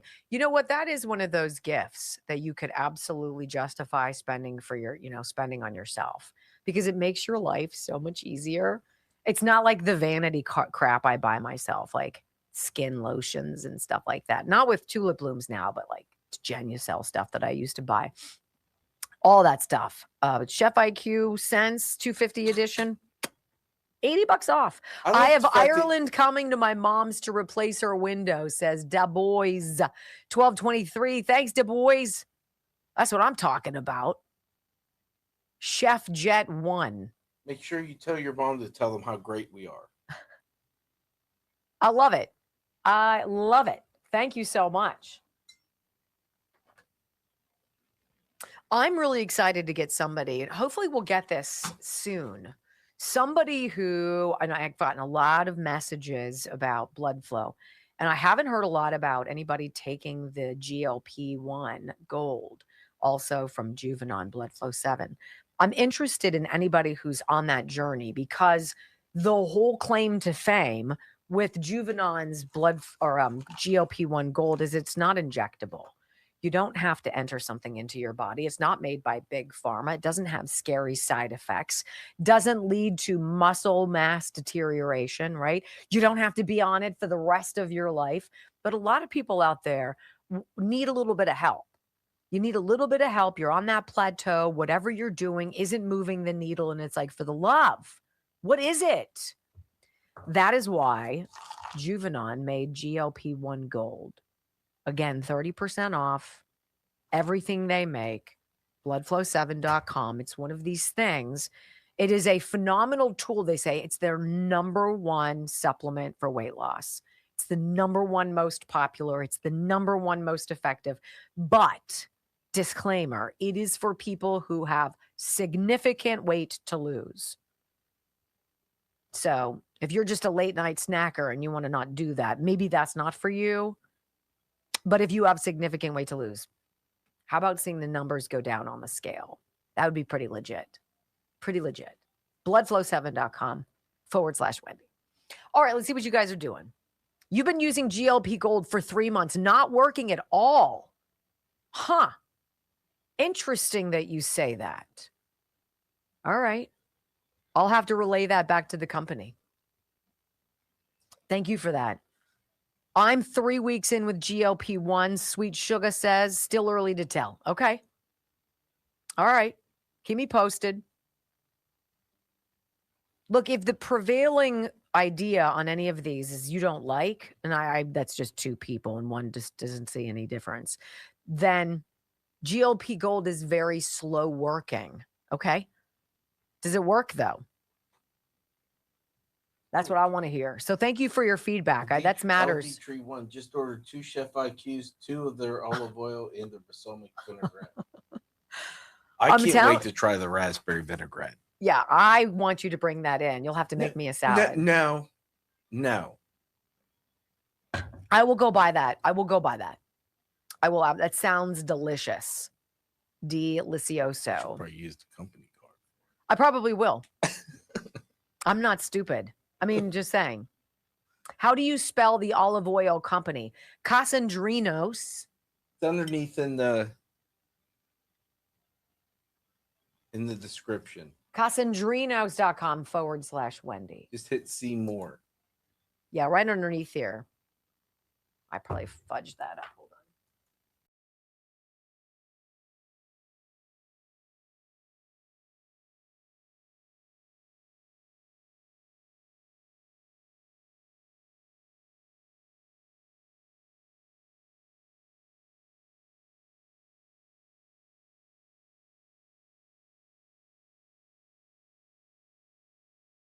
Disappointing. And I was working for them at the time when Newsmax Television agreed to settle some monster multi-million-dollar lawsuit that Dominion Voting Systems had filed against it. And I thought it was very brazen for Dominion to go so boldly after such big companies.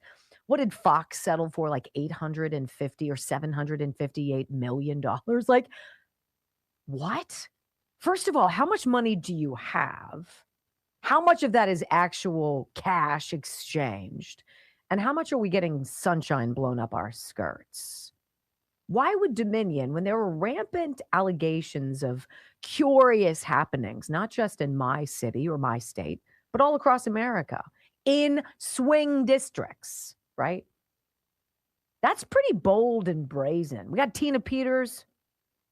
She copied some of the data on a Dominion machine. She was rounded up and thrown away for 9 years. And I was like, you don't do that unless you're super, super interested in hiding something. Was Dominion using these giant lawsuits as a mechanism to shut everybody else up? Shh, you can't say that. Because I will tell you, Newsmax had several inner office memos about things we were not allowed to talk about as correspondents, as show hosts, as I was. We really don't want you talking about that. We're involved in litigation right now. And I was like, yeah, I get it. I'm not going to poke the bear. I'm not here to create problems for you. But I do find it super sus. The same way I found it super suspicious that everybody and his brother on every channel, every network, everywhere was pro-Ukraine and hating Putin when Russia invaded Ukraine. Like without real knowledge of what was going on, they were like, Putin, he's evil. And I was like, well, I don't really know what's going on yet. I certainly don't believe what I'm being told. You must be a Putin puppet. Or I have common sense. And when everybody says the same thing, makes me think, it was an insurrection, right? So this whole Dominion thing, I think these monster lawsuits were to shut people up. I think they went after Eric Naputi in St. Louis, Missouri, a doctor, chiropractor who was prescribing and promoting to his clients zinc, vitamin D, maybe some vitamin C. That was a great help during COVID. Why would they slap him with a $500 billion lawsuit? Because they only wanted people to do one thing, get that damn jab. Don't be holistic. Don't think for yourself. Don't read for yourself. Don't do your own research. You fool. You've got to trust the science. So yesterday, when this big story dropped, I was like, you don't freaking say. Dominion, big dog Dominion, dropped its monster lawsuit that I think it used as a scare tactic to shut the rest of us election deniers up against Mike Lindell. That goofy My Pillow guy that Nancy Pelosi chided, one of the Lindell TV. Don't you work for that pillow guy? That pillow, I don't think that has any weight. I don't trust you.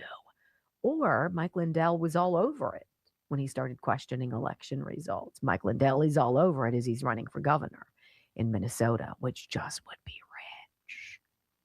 So let's talk about this from Politico. Dominion all of a sudden dropping its $1.3 billion-dollar lawsuit against Mike Lindell. Why would you do that? And why isn't this front page news all over the place? Well, I have the wrong link for Politico, so I'm going to go to a different source.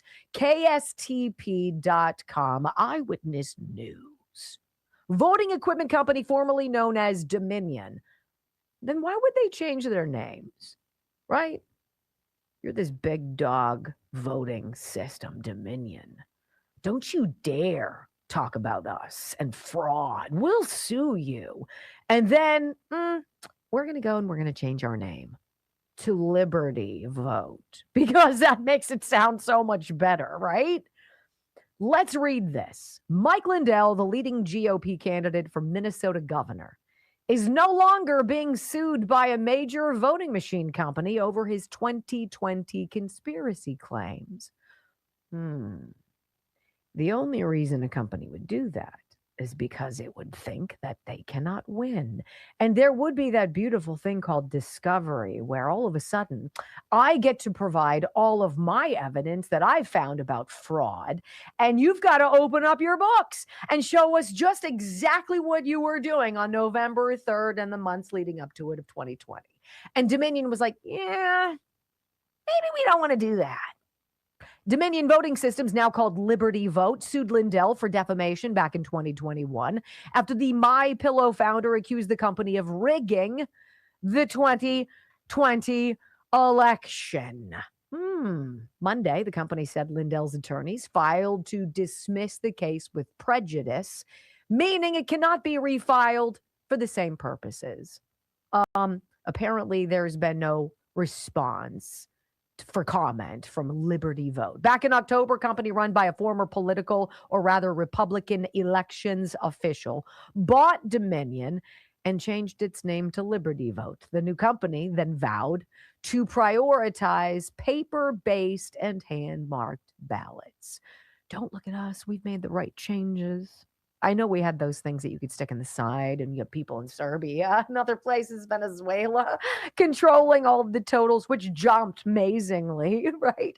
Vote swaps, because that happens so commonly in elections where your vote total goes down as the vote is coming in, right? This is the beginning of a new day, ladies and gentlemen. And all of those turds out there who were like, there's no evidence of election fraud. Well, it's curious because 20 minutes after Mike Lindell went on his own TV network and announced this settlement, if you will, he dropped an 800-page report from the citizen-led Election Crime Bureau. 800 pages, actually 799 if you're counting. 799 pages that completely rebut all the claims that there is no evidence of election fraud from 2020. Now, I've linked the complete report, all 800 pages, on our site here and on our locals page that you can find. I'm going to read you like the one-sheet headlines, right? This has been 5 years they've been investigating this, going on 5 years. The Election Crime Bureau today released a comprehensive, fully cited investigative report entitled The 2020 Election, an Attack Upon U.S. Critical Infrastructure, documenting 10 coordinated attack vectors against America's election infrastructure in the 2020 general election. The report compiles more than 824 distinct findings, supported by over 2,517 citations drawn from court records, government documents, sworn testimony, and technical forensics. Full documentation is available at electioncrimebureau.com/evidence. People have been told for years that there is no evidence, said Patrick Colbeck with Mike Lindell's Election Crime Bureau. This report does not ask you to trust us. It asks you to read the evidence, to check the citations, to decide for yourself. It's interesting. We're not going to tell you. We're not going to demand that you believe us. But if you're interested, and you damn well should be, here it is. The report treats U.S. elections as what federal law already says they are: designated critical infrastructure on par with the power grid and our financial systems. And it concludes that in the jurisdictions that decided the 2020 presidential outcome, the evidentiary backbone of the election, ballot images, logs, tapes, surveillance video, and voter history records, was so badly compromised that key outcomes are now functionally unauditable and therefore unreliable as a matter of national security. Purposeful. Duh. Obviously. As this record shows, you cannot call an election secure if you cannot reconstruct what the machines did, who changed which ballots, or where hundreds of thousands of ballots even came from, the report states. That's how much of a shite show it was. It wasn't just a weird blip.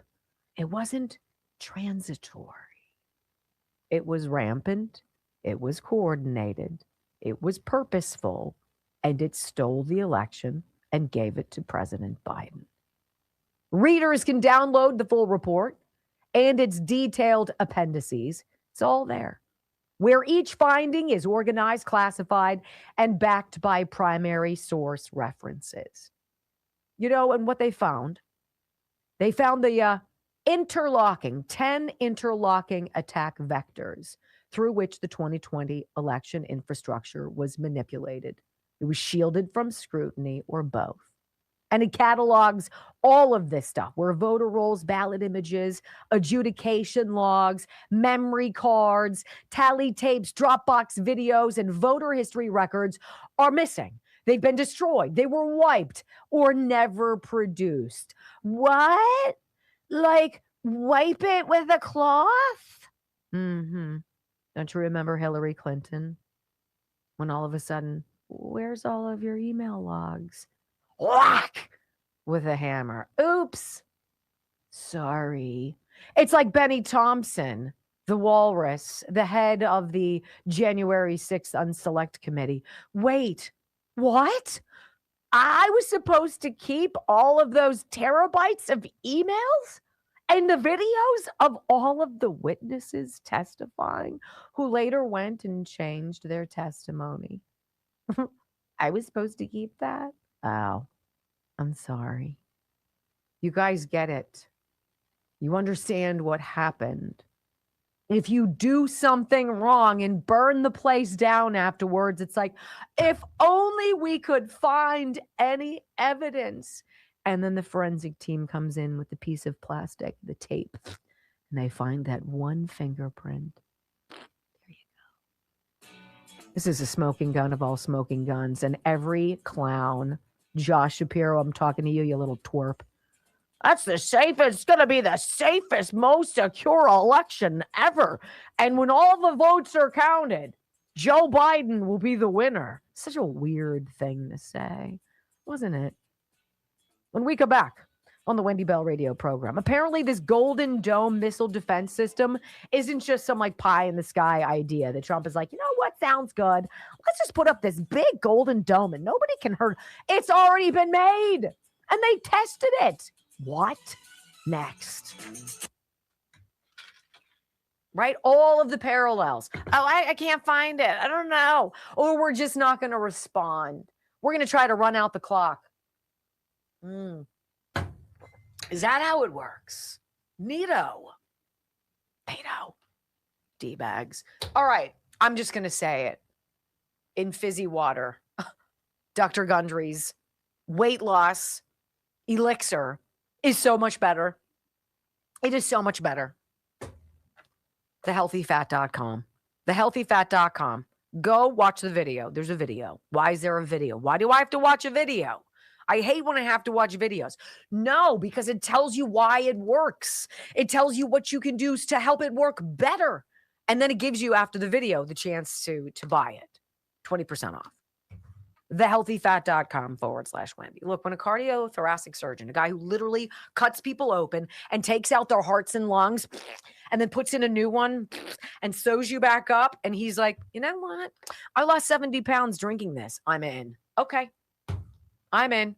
You're already drinking water. Might as well put a scoop of that in and not eat for 5 hours. Amazing what that can do for your rump. Thehealthyfat.com/Wendy. That's all I'm saying. Yo. Ginger 277 said may try sparkling water now. Blueberry lemonade, yum. I'm telling you, if you have a favorite, it doesn't have to be Perrier, but there's all sorts of other sparkling things you can get.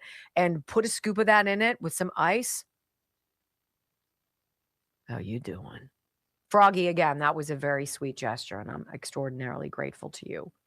After Rumble takes their 40%. Thank you. I love you. I have a meeting with them today. I'm going to ask them why they take so much. Are you? Yeah. Yes, Doc Wombat, you're right. Lots of Supreme Court action. You're not able to have temporary restricted or temporary, protected status. Yeah, Trump talked about not giving asylum to people who haven't crossed. Like if you're stuck in Mexico, they were trying to they're there. So and the Supreme Court said negative, Ghost Rider. I really think you should also consider trying Healthy Cell if you haven't tried it. I really think that there is a whole lineup of really delicious and important supplementation we can get through Healthy Cell that's affordable. And one of those pouches often contains 8 to 12 different supplements in it. So you can chuck a lot of things that you're taking presently to get it into your system in that gel form, which is way more absorbed by your body to get down where you need it. It's not in your stomach. It's in your bloodstream. It's in those cells, healthycell.com/Wendy. 20% off your first order. I took a REM sleep last night. Joe was, I woke up to go to the bathroom and I'm like, oh my God, I'm never going to fall asleep again. Lights out, nighty night. And then the calm mood is just like, come on. That's special. That's a special slice of, I can do it. Healthycell.com. Appreciate them so much. I love it. What? Perrier has the highest bacterial count per bottle of any bottled water. See, that's why I need the parasite cleanse. Is it really? What's better for you? I don't know. Well, that's fake news. It's on the internet. It must be true. It's in the chat. It must be true. It must be true. I love that. Yeah, Pennsylvania is a hotbed of suck. Yeah, it is. Josh Shapiro just looks like a weasel. They're not going to let a Jew be president. No. It's a horrible thing to say, but it's absolutely factually correct.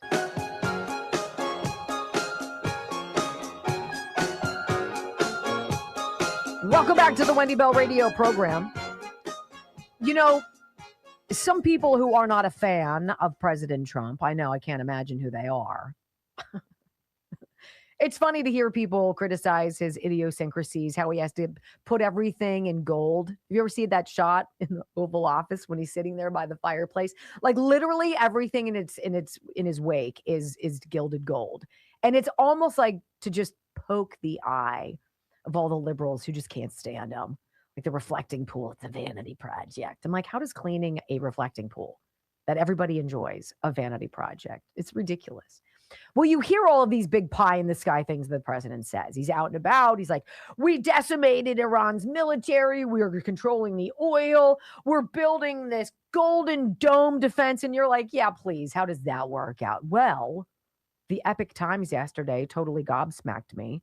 So here's the headline. I've got to read you this article. This is how fast we're moving. Hegseth hails first test of America's Golden Dome missile defense shield. Say what? Wow. What are you talking about? This guy's been in office, Trump, for what? 1 year, 4 months, 5 months? The Pentagon has carried out the first milestone test of the Golden Dome for American Missile Defense Program. And Secretary of War Pete Hegseth announced June 23rd that an autonomous targeting system and directed energy technology successfully intercepted a series of simulated incoming threats, declaring the test a, quote, full mission success. Hegseth said in a statement on social media that the system detected, tracked, targeted, and destroyed multiple drone and cruise missile threats, marking a watershed moment for President Donald Trump's signature Homeland Missile Defense Shield. You know, what Trump is doing is not unlike what Dominion did with its monster lawsuits, just in reverse. Trump says what he's going to do, and he tells the world what he's going to do.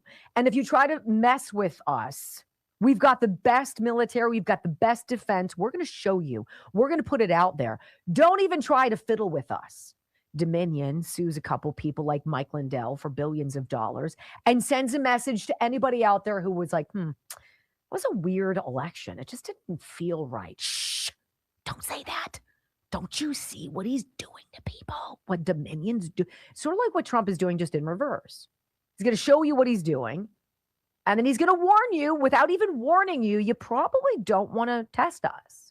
President Trump is making Ronald Reagan's Strategic Defense Initiative vision a reality, Hegseth said. With Golden Dome, the War Department will defend our homeland more powerfully than ever before.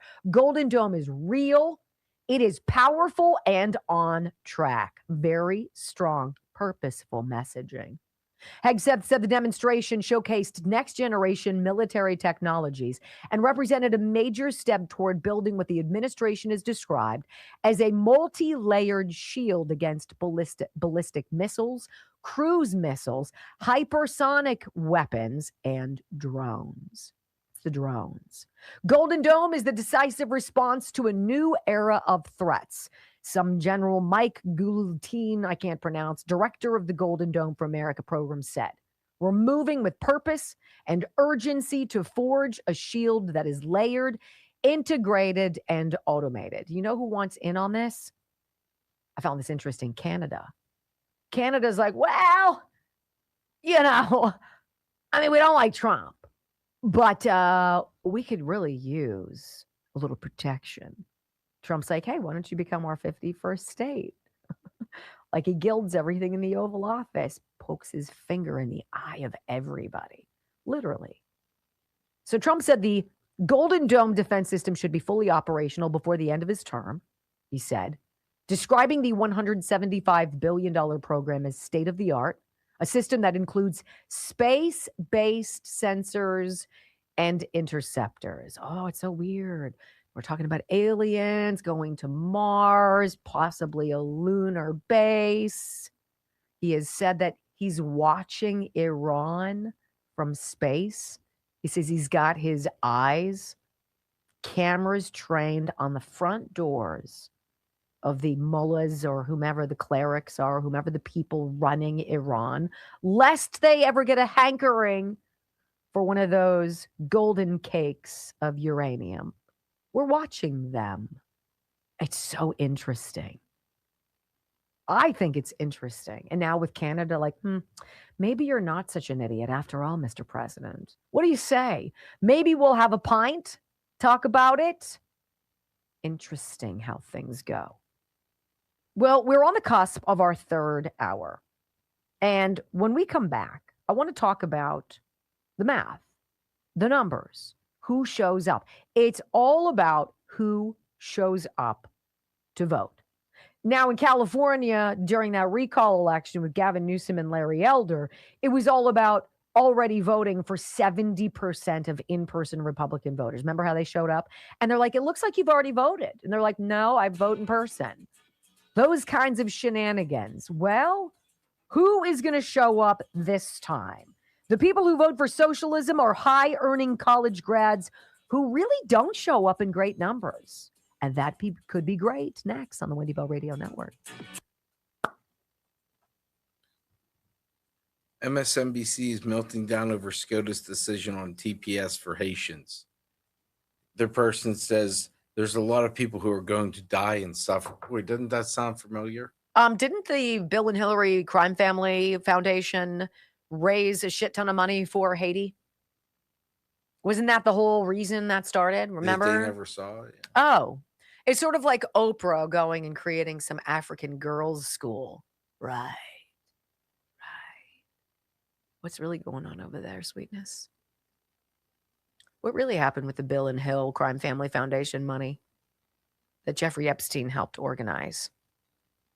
But somehow, Democrats don't mind that Bill Clinton was all over Jeffrey Epstein and all of those people.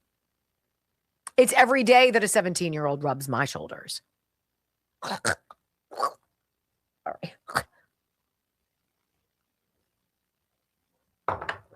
Sometimes I wish I could put Disinfect with Sniper in my mouth. You could. It's safe. Hospital grade antibacterial, antifungal, anti-everything that makes you sick. MRSA, SARS, COVID, the flu, parvovirus, the fungus that causes athlete's foot. Literally, if you have the beginning feelings, I've never had athlete's foot, but if you ever have, I guess it's very uncomfortable, and you like the space in between your toes can crack and bleed, and it's just terrible. The next time you feel that kind of coming on, just spray that in between your toes and put on some socks. You're welcome. Spray it in your shower, on the floor of your shower. I spray it all over the place, for heaven's sakes. What am I talking about? Disinfectwithsniper.com. Just the best. The best. Let's see what else you guys are doing. I'm so excited that this, if they're really putting in the right defense system, there's a reason why that ballroom's going in. It's not the ballroom. It's about the 8 stories below it. What's going in down there?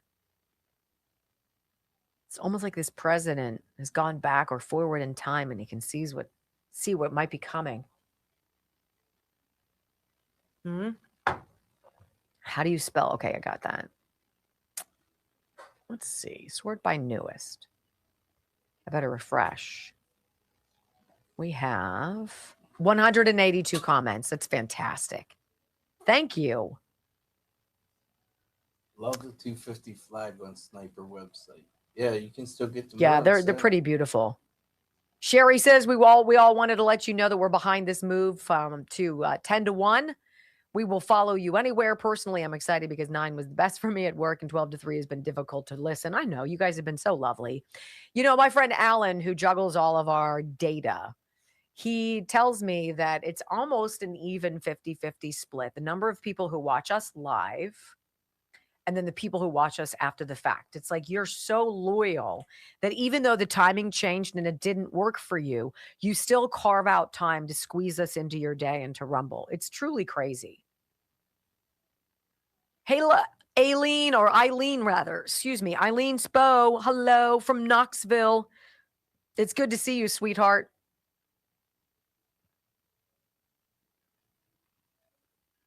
Yeah, the Clintons are toxic. I agree with you, Treach. Hi, G. Fontes. Hi, baby. Hi, Curtis. Freedom 747. It's good to see you, 60. Hi, Hammerhead. Hi, Lloyd 906. Good to see you as well.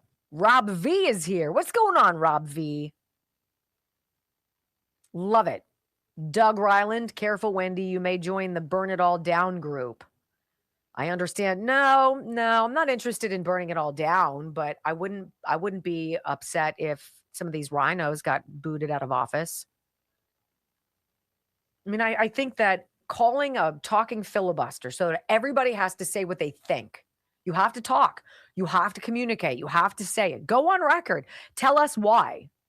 Then that gives voters a chance to actually see the thought process of the people they think support them or represent their values. Let's see if we have red or white tumblers. Froggy tells me he has more money than sense. I don't have either. Kelly Pigeon talking about Frank's hair. Oh, I love it. I love it. I'm not one to talk about hair, so. I don't know what we have left. What do you mean? Someone asked if we have red or white tumblers. I think we had red. Is it red all we have left? I don't know. Hey, Kurt Wiersma, thank you for the thumbs up from West Michigan. What's up, JP 2014? Hi, El Nickel. Hi, Beefer59.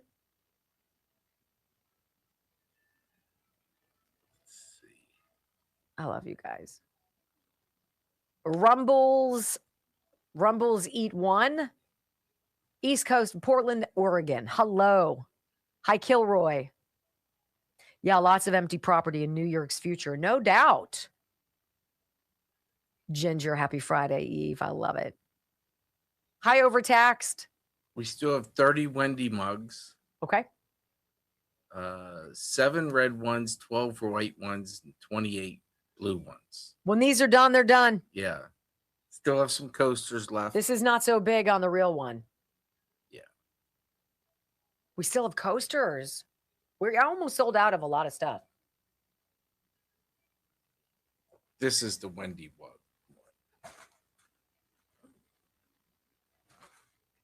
That's the real size. Yeah. Why do you have it and I don't? You gave it to me? Oh. Why would I give you a bug of my face? You had 2 and you kept that one. And okay. You said my other how's one is nasty. How's Sinatra liking the AstroTurf? Edith McGroin wants to know. He is liking it. No Brock mugs left. Married 50 high from hot Ocala. I never know how to say that word. I'm sorry. No, Brock's mug sold out. Mine didn't. Nobody likes me. No, we ordered more.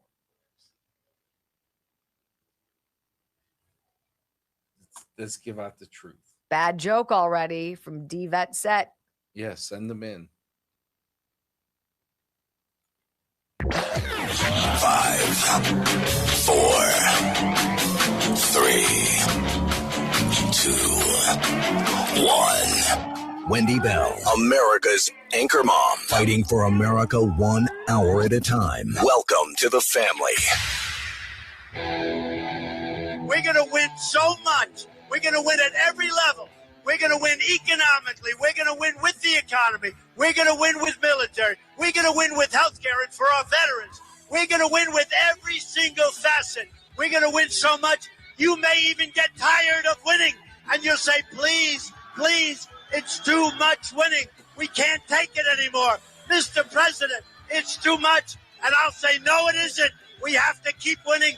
We have to win more.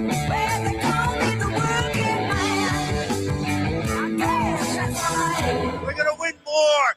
3 hours of bold truth and excellence. You've just signed up for the WBR Army. Strap in. This is the Wendy Bell radio program.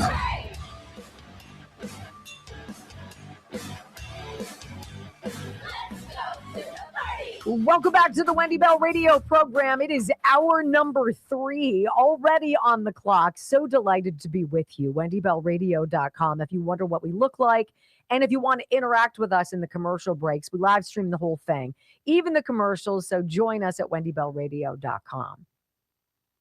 This is a very interesting headline from the New York Post. You know, kind of like there's only so much of other people's money you can dip into to pay for your own crazy agenda. There are only so many available voters you can pretend are voting for your terrible policies before it's just absurd. And one of the big things in the Mike Lindell 800-page 2020 big dive into the results and what happened there revealed was that in multiple states, in multiple swing cities and counties, there were more people who voted than there were eligible voters. There were more mail-in ballots returned than there were mail-in ballots sent out, right? These things don't add up. And in our world today, up until really recently, if you were one of the people who was like, you know, I'm not a mathematician here, but that doesn't make sense. And then they came at you and they doxed you and they cut off your social accounts and they tried to basically cancel you because, duh, you were on to the most obvious grift and scam in the world. See, if you don't show up and vote in your city, and enough people don't, you're going to get the government you allow other people to cheat for. That's it. It's not who's going to win. It's not about who you select. It's about who they appoint. They being whatever the blob is. Look, Californians woke up to that reality when Spencer Pratt drifted out of the top 2 position as LA mayor.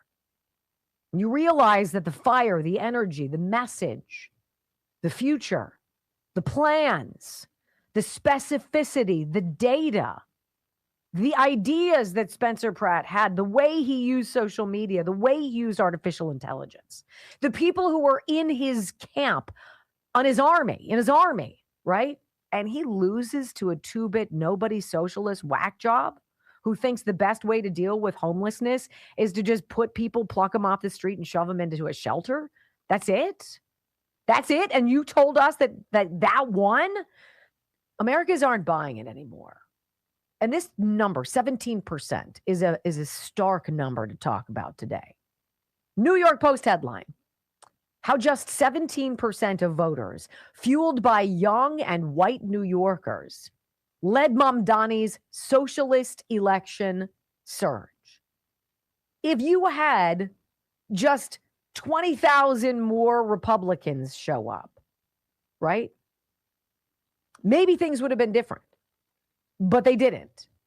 So 7% of active voters, 7%, just 7% of active voters supported Mayor Zoran Mamdani's radical ally, Daria Liza Villa Chevalier, over, and I hope I mispronounce it because she is a turd sandwich.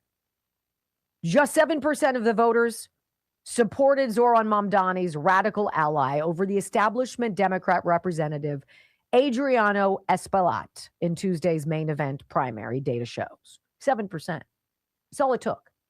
The overall low turnout, roughly just 17% of Democrat voters citywide. Excuse me, I said Republican voters needed to turn out. I meant more Democrats, excuse me. Came as this Avila Chevalier and 2 other Mamdani-backed House primary winners captured a mix of high-earning, young, white and black voters, analysts found. So it's not racially based. I do believe it's the white, college-educated, toxic liberal chicks who are the scourge of our society. But maybe we could take white out of it and female out of it and just put toxic, college-educated liberals. That's who decided the reaction or the results on Tuesday in New York. Roughly 17% of Democrats voters citywide came out to show up. Insiders also credited the Democratic Socialists of America's formidable field operations for turning out voters who'd backed Mamdani's preferred candidates, setting the stage for a potential party takeover by the DSA. They showed up. They did the work. They went out there and they talked to people. And they said, these are our people. This is what we're going to do. We're going to take from the rich and we're going to make your costs that much better. Aren't you tired of high rent? Aren't you tired of high food? Aren't you tired of expensive gas? We're going to fix it and we're going to stick it to the rich. And they were like, yeah. Really? This was the red wedding. And the victims of the red wedding were the Democrats, said J.C. Polanco, a political analyst and professor at the University of Mount St. Vincent in the Bronx. It's a hostile takeover by the Democratic Socialists of America, who have demonstrated that they have the organization to win primaries where there is no voter turnout. It's like crowds on demand. They have the system. They have the connections. They communicate with each other. And it's working. Hats off to them. It's working. Even for ultra-liberal New York City. The wins by Mamdani's candidates ultimately came from small slivers of the city's approximately 3 million active Democratic voters, data shows. This Chevalier drew roughly 33,000 votes from 449,000 active voters in the 13th House District. 33,000 out of 449,000. That's it. That's it. That's crazy. In a district that is predominantly Hispanic and Black, Roughly 23% of the residents have a college degree. The typical household income's $52,000 a year, and still 33,000 people managed to show up and push this woman across the finish line. Now, this is interesting because Britt Hume, you know him. He's one of the political analysts over at Fox News. And he's like, the socialist candidates who won in New York prove that every generation, somebody in every generation falls victim to at least one false promise. Nowhere has socialism been proven successful. So what are these young voters being taught in school? Yes. Makes you wonder, you know, a lot of educated young people were the voters here that drove these races last night, and one wonders what they are learning in college. A lot of college graduates involved here. Are they being taught that socialism works? One hopes not, but one fears so. You know, and one would imagine that a leader on the other side of the aisle, somebody like John Thune, Senate Majority Leader, whose job is to galvanize the Senate Republicans so that there are votes to pass the president's agenda. One would think that on the heels of the socialist victories in New York State, that a Senate leader on the Republican Party would be at work figuring out ways to capitalize on the fissure that is so evident in the Democratic Party. But no, John Thune did not do that. He sent everybody home for a 19-day vacation. And then when asked, seriously, dude, you're packing your bags and you're catching a flight on taxpayer dime back home when 83% of the population, the voting age population, wants voter ID. They want the Save America Act to pass. What the heck is going on with you? This is the wishy-washy, zero white bread, blah, namby-pamby answer you get from a sock rhino named John Thune. Well, the president is, on that issue, he has, as you know, a very strong view and is incredibly passionate about it. My job, obviously, is to define reality. And reality is that it's not even a close call. I've said this before, but it's true. It's not a handful of 3 or 4 Republicans in the Senate. It is a large number of Senate Republicans who feel very strongly about the filibuster, its role in our democracy, and the role that it plays in giving a voice to the minority in our democracy. It's one of the ways that our founders divided power within the Article I branch of the government.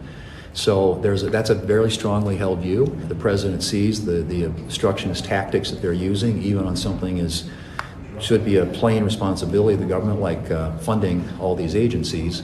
And so that's intensified the interest in doing something on the filibuster. But again, the reality is the votes aren't there.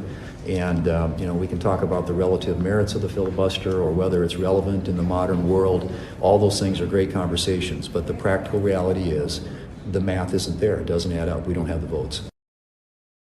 Sweetie Buck, I want to just clue you in, John. I know you've been there for a while. You've been in that Beltway bubble for a while, breathing the stench of that same recirculated oxygen. And you say your job is to define reality. No, see, your job is to do the wishing, the bidding of your constituents. And it's something like 90-something% of Republicans want this to pass. So you saying that you don't have the vote means you don't have the stones because you're a willow rhino with so many others to get up and to say it. I don't want this to pass. I don't want voter ID. I don't think you should have to prove you're a citizen to vote, because if you are and if you do, there's not a snowball's chance in hell I'll ever be elected again. Well, hey, now we know, bro. That we know.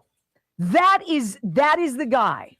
That is your roadblock. That's the guy putting up the cones on the middle of the highway. Him.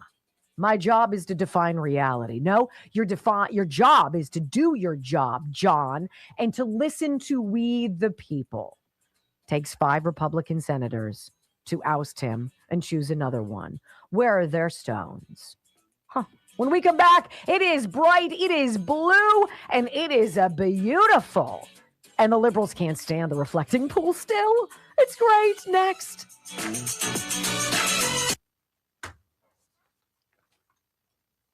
Preposterous. All right, I'm going to tell you about it again. I almost want to send some to Jen Bisage. This is my shampoo that I've been using. I'm just going to say what it says on it. Purance.com, Hydrolift Volumizing Shampoo. So it just came in the mail. One of my gals sent it to me, who I get clients from. No message, nothing. Try this. Not even. So I'm like, what's that? Oh my, first day I could tell as I squeaked it out of my hair. It was like, squeak, squeak, squeak. It was so clean.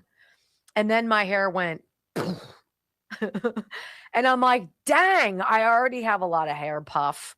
I didn't need extra, but I'm a walking billboard for this brand. Hydrolift Volumizing Shampoo for dry and lifeless hair. Apparently your hair needs water and it needs protein. And that's what's in here. And it's simple. You just put it in, rub it in. I let it sit for a few minutes, shave my legs, whatever the heck.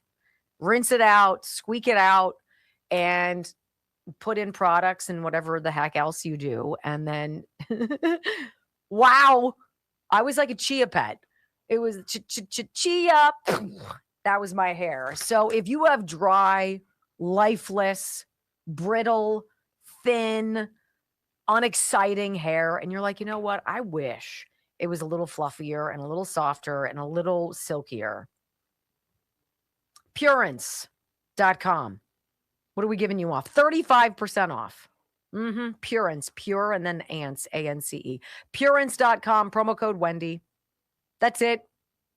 I mean, I could read you all the jazz of why it's this and why it's that, but you've watched me use it. Today, my hair was so big, I had to put it back. That's the way it is. You too can be a poof with Purance.com. Promo code Wendy. I'm a little hot now. Oh, yes.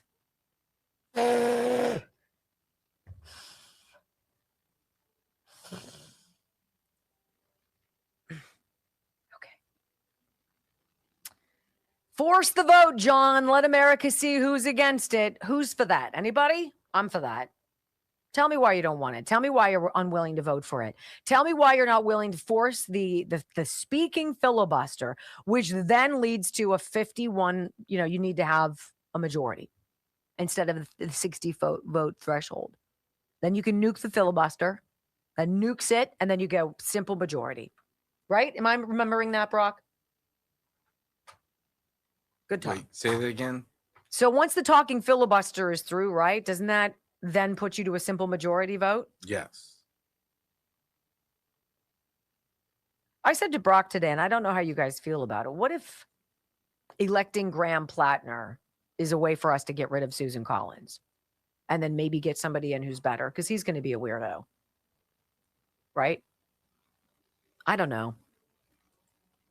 Do you want the devil you don't know or the loser that you've had forever? I mean, I know she's never missed a vote, but she's not us. She doesn't represent our values. Oh, you're sending me because my foot massager broke. It popped up. It's a deal. Their deal is to replace it. I'm going to have to call them. I'm going to have to strong arm some people. Look, biatches. That was my Christmas gift. Even though Bobby burned it up because he sat in it every day. I'm like, can you get out of my chair? If they were smart, they would sponsor me.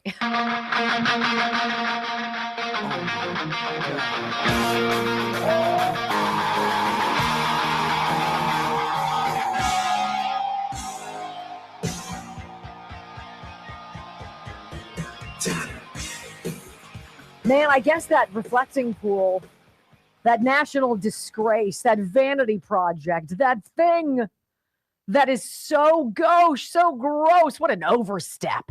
Trump, what does he know about swimming pools? What does he know about building stuff?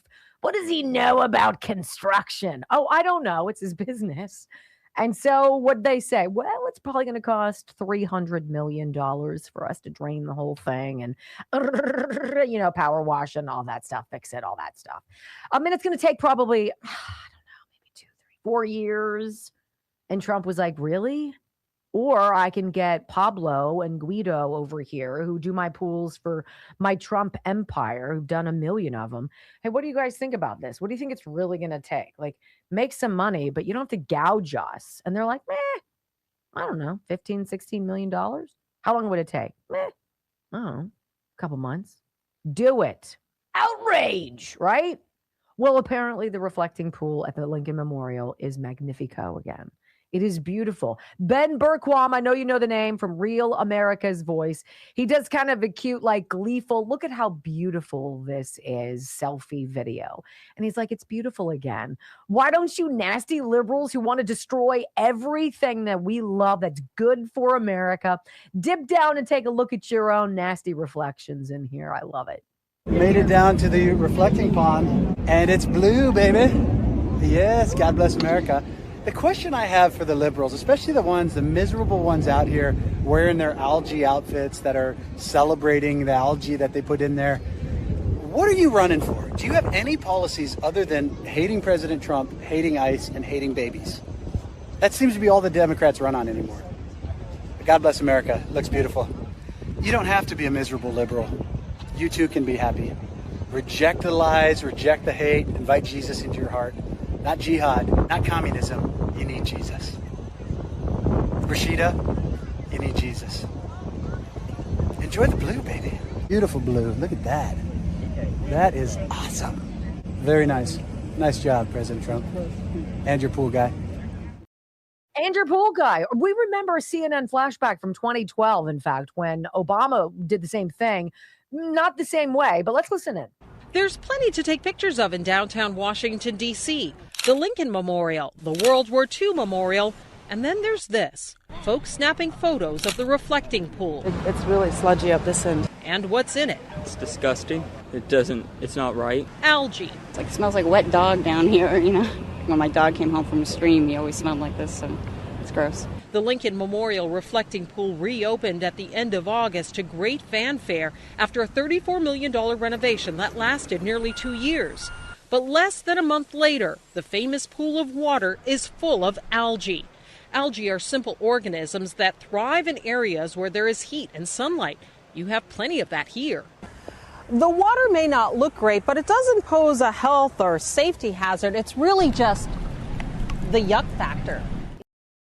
Yeah, it's disgusting. And then juxtapose that $34 million 2-year debacle that fixed nothing with what Trump just did with vandals. And we're reminded of that deranged guy who just alleged that it was a vanity project for this president. Really? Let's remember that. What is your impression of the reflecting? It's hideous. It's criminal.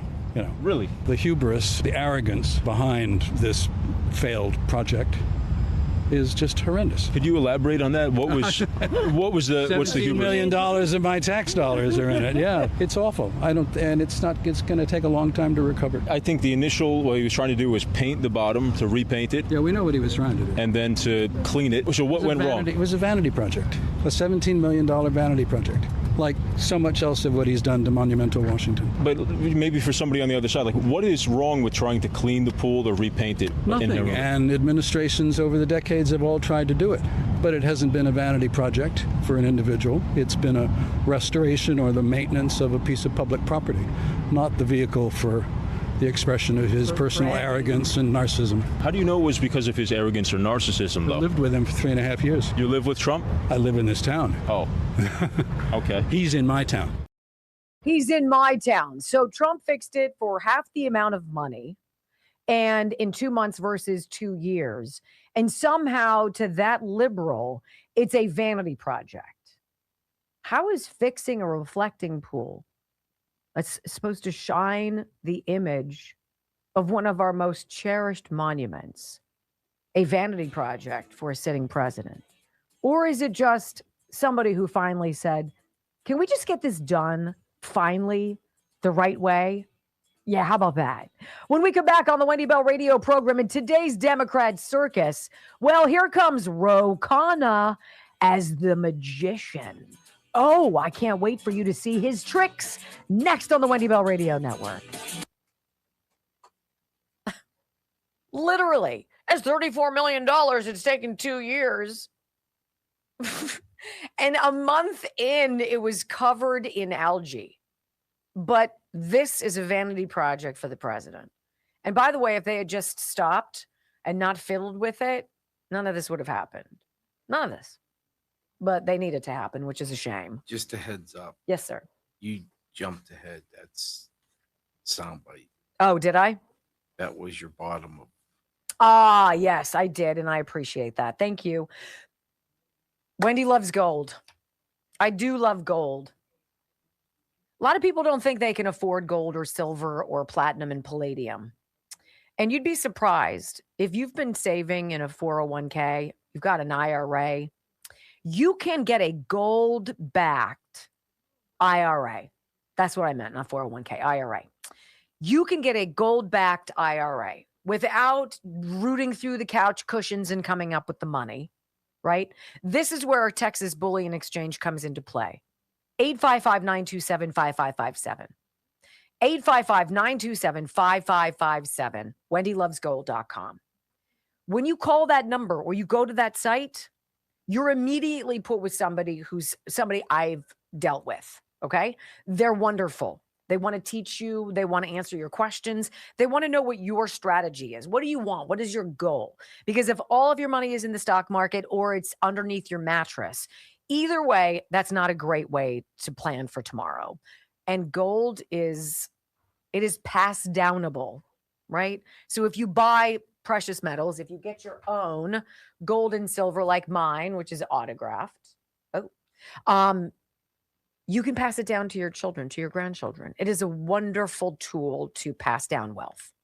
And it's really fun to have it arrive at your door by the UPS guy. I got my box and I was like, oh my gosh, it's heavy. You open it and it's like, WendyLovesGold.com. And if you'd like to buy us gold or silver, it's not necessary, but we'll take it. That's just how we are. I mean, we're B-R-O-C-K. Yes, Brock, I apologize that I Scoobied ahead on that one. So now I guess we'll just have to figure it out.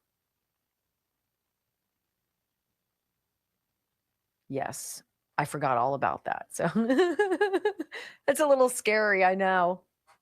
I should probably have a better head on here.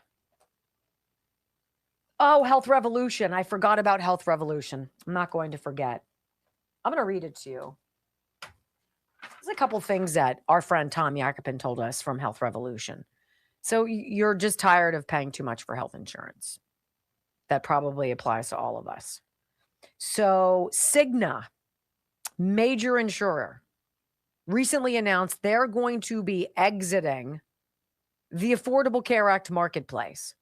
They're going to leave the Obamacare marketplace next year, just forcing thousands of individuals to seek other coverage. And this is exposing the cracks in the Affordable Care Act Marketplace Foundation. If you're under the age of 65 and you're reasonably healthy, you could save hundreds, maybe even thousands of dollars every month with a private health insurance plan with Health Revolution. Why pay for benefits you're never going to use, like maternity coverage? Health Revolution can custom design a plan made for your needs and save you 30 to 60% and give you excellent health coverage. Tired of chasing a high deductible on your health insurance plan? Use any doctor with Health Revolution and only meet a deductible if you are admitted to a hospital with a private health insurance plan with Health Revolution. Health Revolution's new approach, health plans are available all year round. You don't have to wait until open enrollment to get better coverage and save 30 to 60% compared to most Affordable Care Act marketplace plans. No copays, keep your doctor, you choose your doctor, and drastically reduce premiums. Info.healthrevolution.net. Info.healthrevolution.net. 800-868-6187. 800-868-6187. 100%. I did totally skip ahead to that. I forgot we were doing that at the end. I did totally skip ahead on that. I apologize. There's a very interesting article. Huh? I was ready. I know you were, and I appreciate that. There's a very interesting article out about Obama's library and how it's on stolen land, right? So, like every single thing the Democrats say that they're for, they're against, and they do. Everything they accuse, we're on indigenous land, we stole this, we're these money. They're doing it. They're doing it, screwing over contractors, not paying bills, requiring people to show photo ID to get in. Like it's so you can't make it up. You just can't. So Ro Khanna is in our crosshairs today. And you remember how I asked you to pay attention to that soundbite with Hakeem Jeffries while he was on with CNBC? And they're like, does this whack job, Chevalier or whatever the flip her name is, who thinks that, she's pro-Hamas, anti-Israel, says Joe is a disgrace. I agree. Or that America is an effing disgrace and all this other stuff. No more prisons, open them up. Open borders, willy-nilly. What could possibly go wrong? How do you get that backdrop is their backdrop. That's what they're using. That's their RN or DNC backdrop. And you're going to see it. It's all very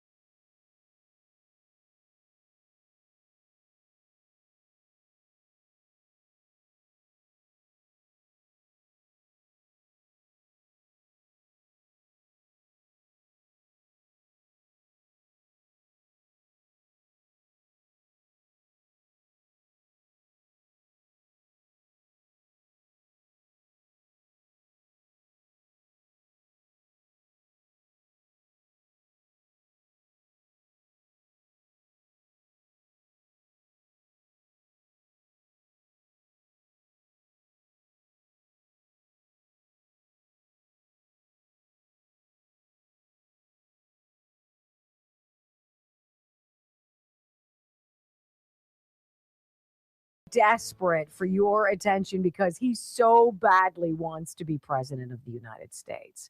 Oh my gosh. We caught wind of it earlier this week. Brock sent me. I don't even remember what the clip was that you sent me. Do you, Brock? Because you're like, listen to this guy. Yeah, it was him complaining about Elon Musk and Elon not debating him. That's right. He had said that because of Doge cuts, because Elon was a part 4.5 million kids were going to die. 4.5 million kids were going to die because USAID, which is grift incarnate and deep, dark blue moneymaker, right, for the Democratic Party, that 4.5 million kids around the world could die because of that. And Elon simply tweeted out, this guy needs to be sued, right? Needs to be sued.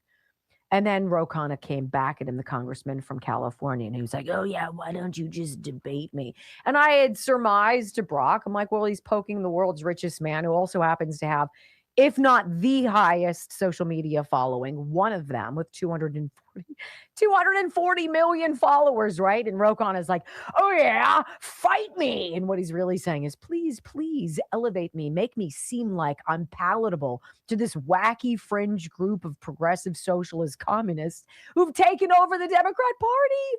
And so this creeps up today. And I was like, really? So I say, when today's kind of Democrat circus, today's title of the show is it's a big tent, right? This is a big new tent for the Democrats, and every wackadoodle is welcome. Ro Khanna emerges as the magician, and with a wave of his wand, he wants you not to see the monster explosion in his own personal wealth over the last few years. How'd you get so rich, Ro? Throwing stones at the trillionaire Elon Musk. He is really wanting you to find him presidential. So the backdrop, it's the same set that Hakeem Jeffries was sitting on with CNBC in the first hour. It's a lamp. You've got the white wainscoting. You've got the bookshelf. You've got the nice books with the gold binding. You've got the American flag. Everything looks so tidy. So I think we should play the whole exciting message for you, because Ro Khanna wants you to know he'll be your guy. I want to speak to fellow progressives today. Yesterday was the beginning of a new, bold, strong Democratic Party. Democrats are winning, not just in New York, we're winning across this country, in New Jersey, in Michigan, in Maine. The reality is that our platform of a New Deal for our time is resonating. It's a platform that says no to foreign wars, no to genocide. But it's also a platform that says yes. Yes to Medicare for all. Yes to child care for all. Yes to unions for all. And yes to a tax on billionaires and trillionaires. It turns out that when you stand up for the working class over the Epstein class, over the billionaire class, the American people respond in huge numbers. But we shouldn't be naive. The oligarchs are going to come after us. Yesterday, Elon Musk spent the morning saying that I should be put in jail or he was going to sue me. Why? Because I stood up to him. We have a simple message for these oligarchs. Channeling FDR, we should say to them, bring it on. Like, how does that land with you? Now, you can't, if you're just listening, if you're on the radio, you can't see what he's doing. It's a very limp hand gesture. You can tell he's reading. I don't sense necessarily a fire or a fever. I sense a guy who's desperate for the progressive Democrat socialist wing of the party to look at him as being a reasonable fighter. I'm going to fight for you, right? So that was the clip. Now, when we break it down into smaller digestible morsels, it sort of seems completely ridiculous because it is. So let's go back to the beginning, just 15 seconds at a time. And this is what he is saying. He's like, man, I want you to so believe that I am thrilled these crazy communists have completely hijacked the Democrat Party and they want to keep spreading all across America. So I better join them and act like I'm like them so they find me relevant and palatable when the time comes for me to throw my hat in the ring for the presidential election. Go. I want to speak to fellow progressives today. Yesterday was the beginning of a new, bold, strong Democratic Party. Democrats are winning, not just in New York, we're winning across this country, in New Jersey, in Michigan, in Maine. Oh, we're winning. And here he's going to channel the New Deal from the 1930s, right? We've got nothing fresh. We're going to go back 90 years.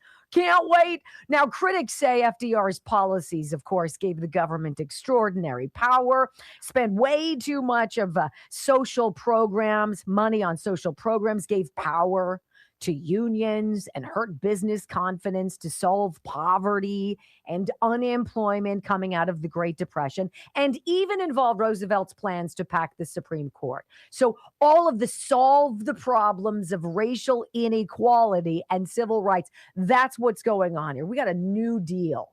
We're going to give you a New Deal. And he's like, I'm going to use the terms ours and we a lot because I need you bat crab crazy liberals out there to see me as the head of this movement. The reality is that our platform of a New Deal for our time is resonating. It's a platform that says no to foreign wars, no to genocide. But it's also a platform that says yes. Yes to Medicare for all. Yes to child care for all. Yes to unions for all. Medicare for all, Ro. That's a little sticky for a lot of people. You mean Medicare for illegals who aren't supposed to be receiving these benefits? Is that what you mean, Medicare for all?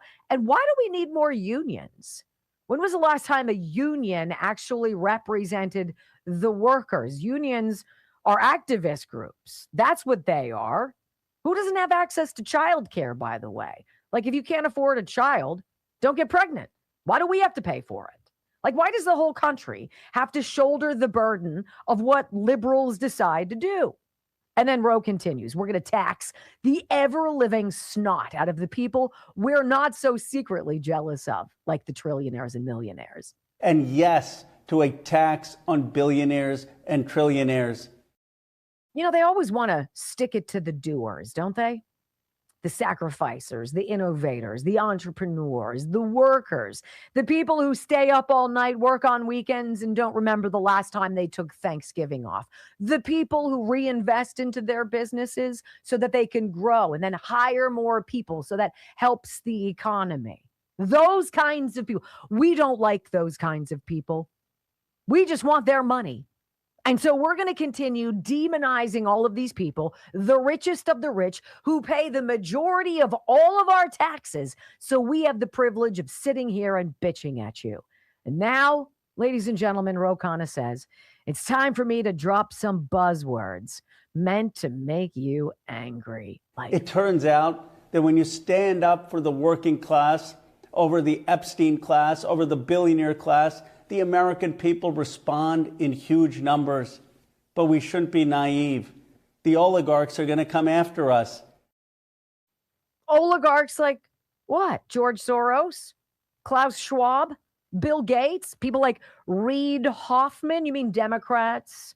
Billionaires like that? Roe, whose money you happily take as you demonize him and then try to screw him and take more. And now he says, I'm going to punch at the whole world's richest man, and I'm going to claim to be a victim of his. Here you go. Yesterday, Elon Musk spent the morning saying that I should be put in jail or he was going to sue me. Why? Because I stood up to him. What a weak loser. He's got a nasal, and he's super flimsy and like limp, right? So how did you stand up to Elon Musk? You slandered him by accusing him of being responsible potentially for the deaths of 4.5 million children around the world because of his work on Doge, shut down USA because it was exposed for all of its fraud and abuse. So you stood up to Elon Musk by calling him a killer, a baby killer, and then he threatened to sue you. So now you're his victim, right? And now, for Ro Khanna's grand, I'm almost going to throw my hat in the ring for the presidential election in 2028 finale. I'm going to pretend to be your fighter. We have a simple message for these oligarchs. Channeling FDR, we should say to them, bring it on. Bring it on. That's what he says. Bring it on. Well, do you really want us to bring it on? ibtimes.co. Elon Musk, Ro Khanna feud explained. Why the trillionaire wants the congressman arrested. Well, here you go. Representative Ro Khanna's household net worth surged from around $30 million to $232.7 million over the past decade. Curious. Primarily attributed to U.S. stock returns. Khanna does not own or trade stocks himself. It's not me. I don't do it. Isn't that what Nancy Pelosi said? I don't do it. That's Paul. That's Paul. Paul and the vibrating hammer. It's Paul. He does that, right? Roe's like, no. Khanna does not own or trade stocks himself, but the investment portfolio is managed through a family trust belonging to his wife, Ritu Khanna. Pillow talk again. Oh, kind of like Jennifer Newsom. You know, I'm not going to do it, but you can do it. You can do it. Note that the trade or the trust holds premarital assets and is managed by third-party managers on a day-to-day basis. The portfolio has reportedly witnessed 38,666 trades since 2017, or trading volumes of $630 million. Trillionaire Elon Musk called out his net worth surge yesterday and even urged the U.S. Justice Department to arrest him for congressional insider trading activity. Now that would be a very interesting chapter in Ro Khanna's presidential saga. I'm going to fight for you from prison when we come back on the Wendy Bell radio program. You know, we heard some guy say that the reflecting pool renovation project is a vanity project for the president, for Donald Trump. How about the Obama library? Is the whole being built on stolen lands thing, does that bother anybody? Anybody out there, Bueller? Next on the Wendy Bell Radio Network. Don't you love how the guy who's going to fight for the little man? Mm-hmm. How many of those little men have family trusts? We're going to stick it to the trillionaires.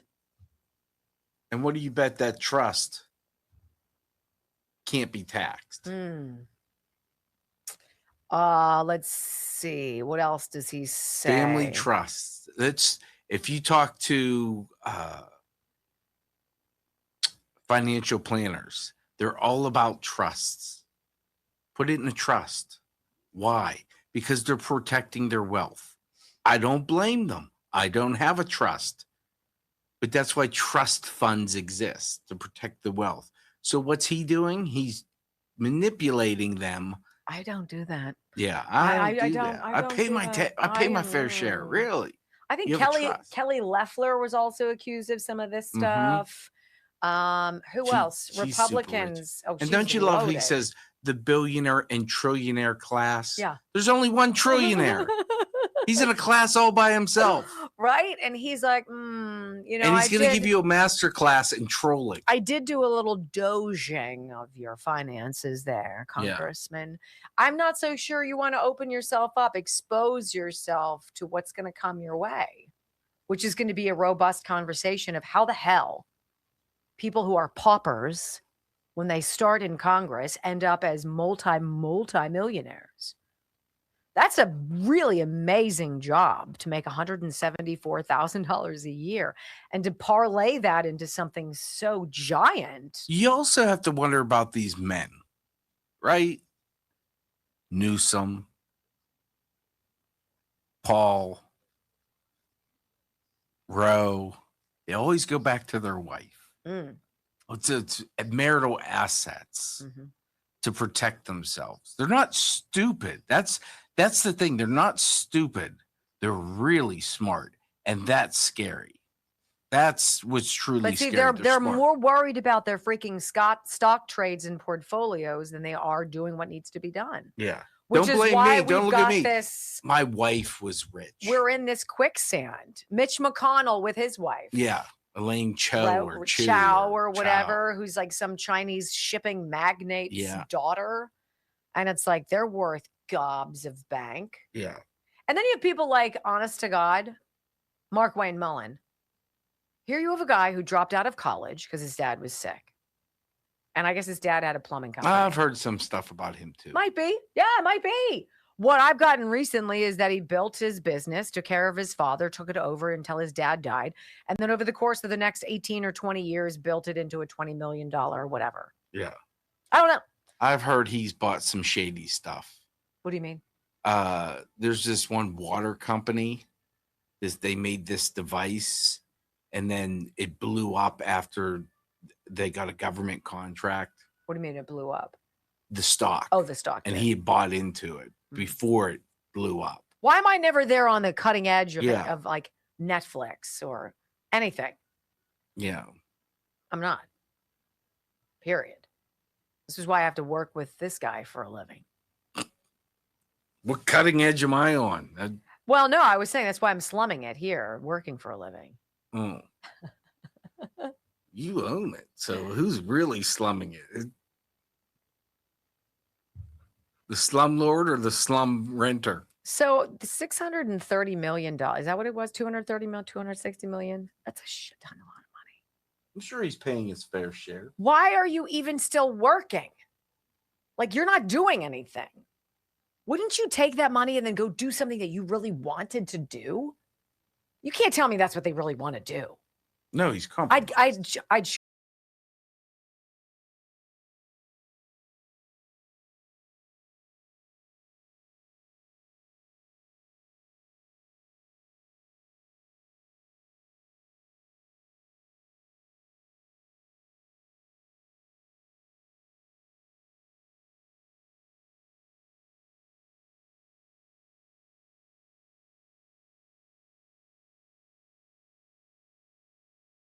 hearing that gentleman, we heard him yesterday. We wanted to resuscitate that audio clip in the prior segment, talking about how this reflecting pool, it's just hideous.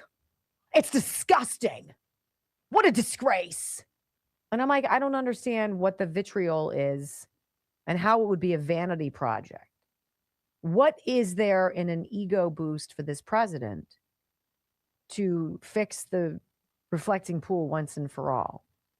I don't really see how that's, look at me. He's not putting his name on it. And I think he puts his name on a lot of things just to piss off the left, like the Trump, Lincoln, or Kennedy Center. They went nutty. So this is the story here. Obama's modernist monstrosity of a presidential library. Is that the vanity project we should be talking about? Or Trump's renovation of the reflecting pool so that we can all enjoy? Headline USA, very interesting article. Obama surrogate reveals presidential library is built on stolen land. Oh no. President Barack Obama was slammed on social media after a top surrogate revealed his new presidential library has been built on stolen land. You saw this. I'm sure you did. Wasn't this Valerie Jarrett? I think it was. We'd also like to take a moment to acknowledge the original inhabitants of the land upon which we are gathered here today, said longtime advisor Valerie Jarrett at the opening of the Obama Center, of the Obama Library, whatever the hell it is, which, by the way, you needed photo ID in order to gain admission to. That's curious. We honor the Anishinaabe, whatever, I'm sorry, the Council of Three Fires, the Ojibwe, the Odawa, and the Potawatomi nations. I botched that. The land acknowledgement elicited shock from ex-influencers like Alex Muse, who lamented that Obama knew he was building his presidential library on stolen tribal lands, and yet he built it anyway. It's the perfect symbol of progressive politics. Confess the sin, change nothing, and feel righteous about it. Well, the modernist monstrosity, the design of which reportedly was inspired by the Death Star from Star Wars, opened its doors last week in a spot that once was part of Chicago's Jackson Park. It's created controversy throughout its construction, with present-day residents of the city's South Side in Chicago venting their concerns in 2023 that they would be displaced by the project. The Obamas, moreover, are alleged to have shorted several of the minority-run contractors tasked with the actual labor for the $850 million project, which you know about. The Obama Foundation also is planning to rely on an army of unpaid volunteers to run the place, even though Jarrett herself draws a $740,000 salary, according to the New York Post. For me, but not for thee. Some have said that the money spent on the vanity project, dubbed by The Economist as Obama's monument to himself, might have been better used on a noble liberal cause such as feeding the hungry. I mean, look, I could go into this. It says there's all these tribes that are now saying, why are you building on our land? Shut up about that. That's a vanity project. You know, can you imagine going into a city and basically taking the space that had been used by citizens there, residents, for decades, and bigfooting your way onto it, and then building some hideous building with zero input from the neighborhood? And so now you've got this glaring thing that is just so ugly, so out of price, and that has stiffed so many people after Obama championed hiring all of these minority contractors. In every step of that cycle, there's an element of suck. But we're told that the reflecting pool renovation that the president did, that he did for half of the cost that Obama did that didn't fix it, and in 2 months versus the 2 years for Obama's failure, that reflecting pool renovation represents President Trump's ego. How does that make any sense? What kind of ego is involved with cleaning up your city and picking up the trash and removing the homeless and arresting the criminals, right? And creating a space where cascading fountains work again, reflecting pools are beautiful and clear again, and America is proud on the eve of its 250th birthday to celebrate. How is that vanity? I call that patriotism. All right, tomorrow is Friday. Good news, bad jokes, and everything that happens between now and then. We'll be on it. Have a great day, everybody, and thank you. Peace.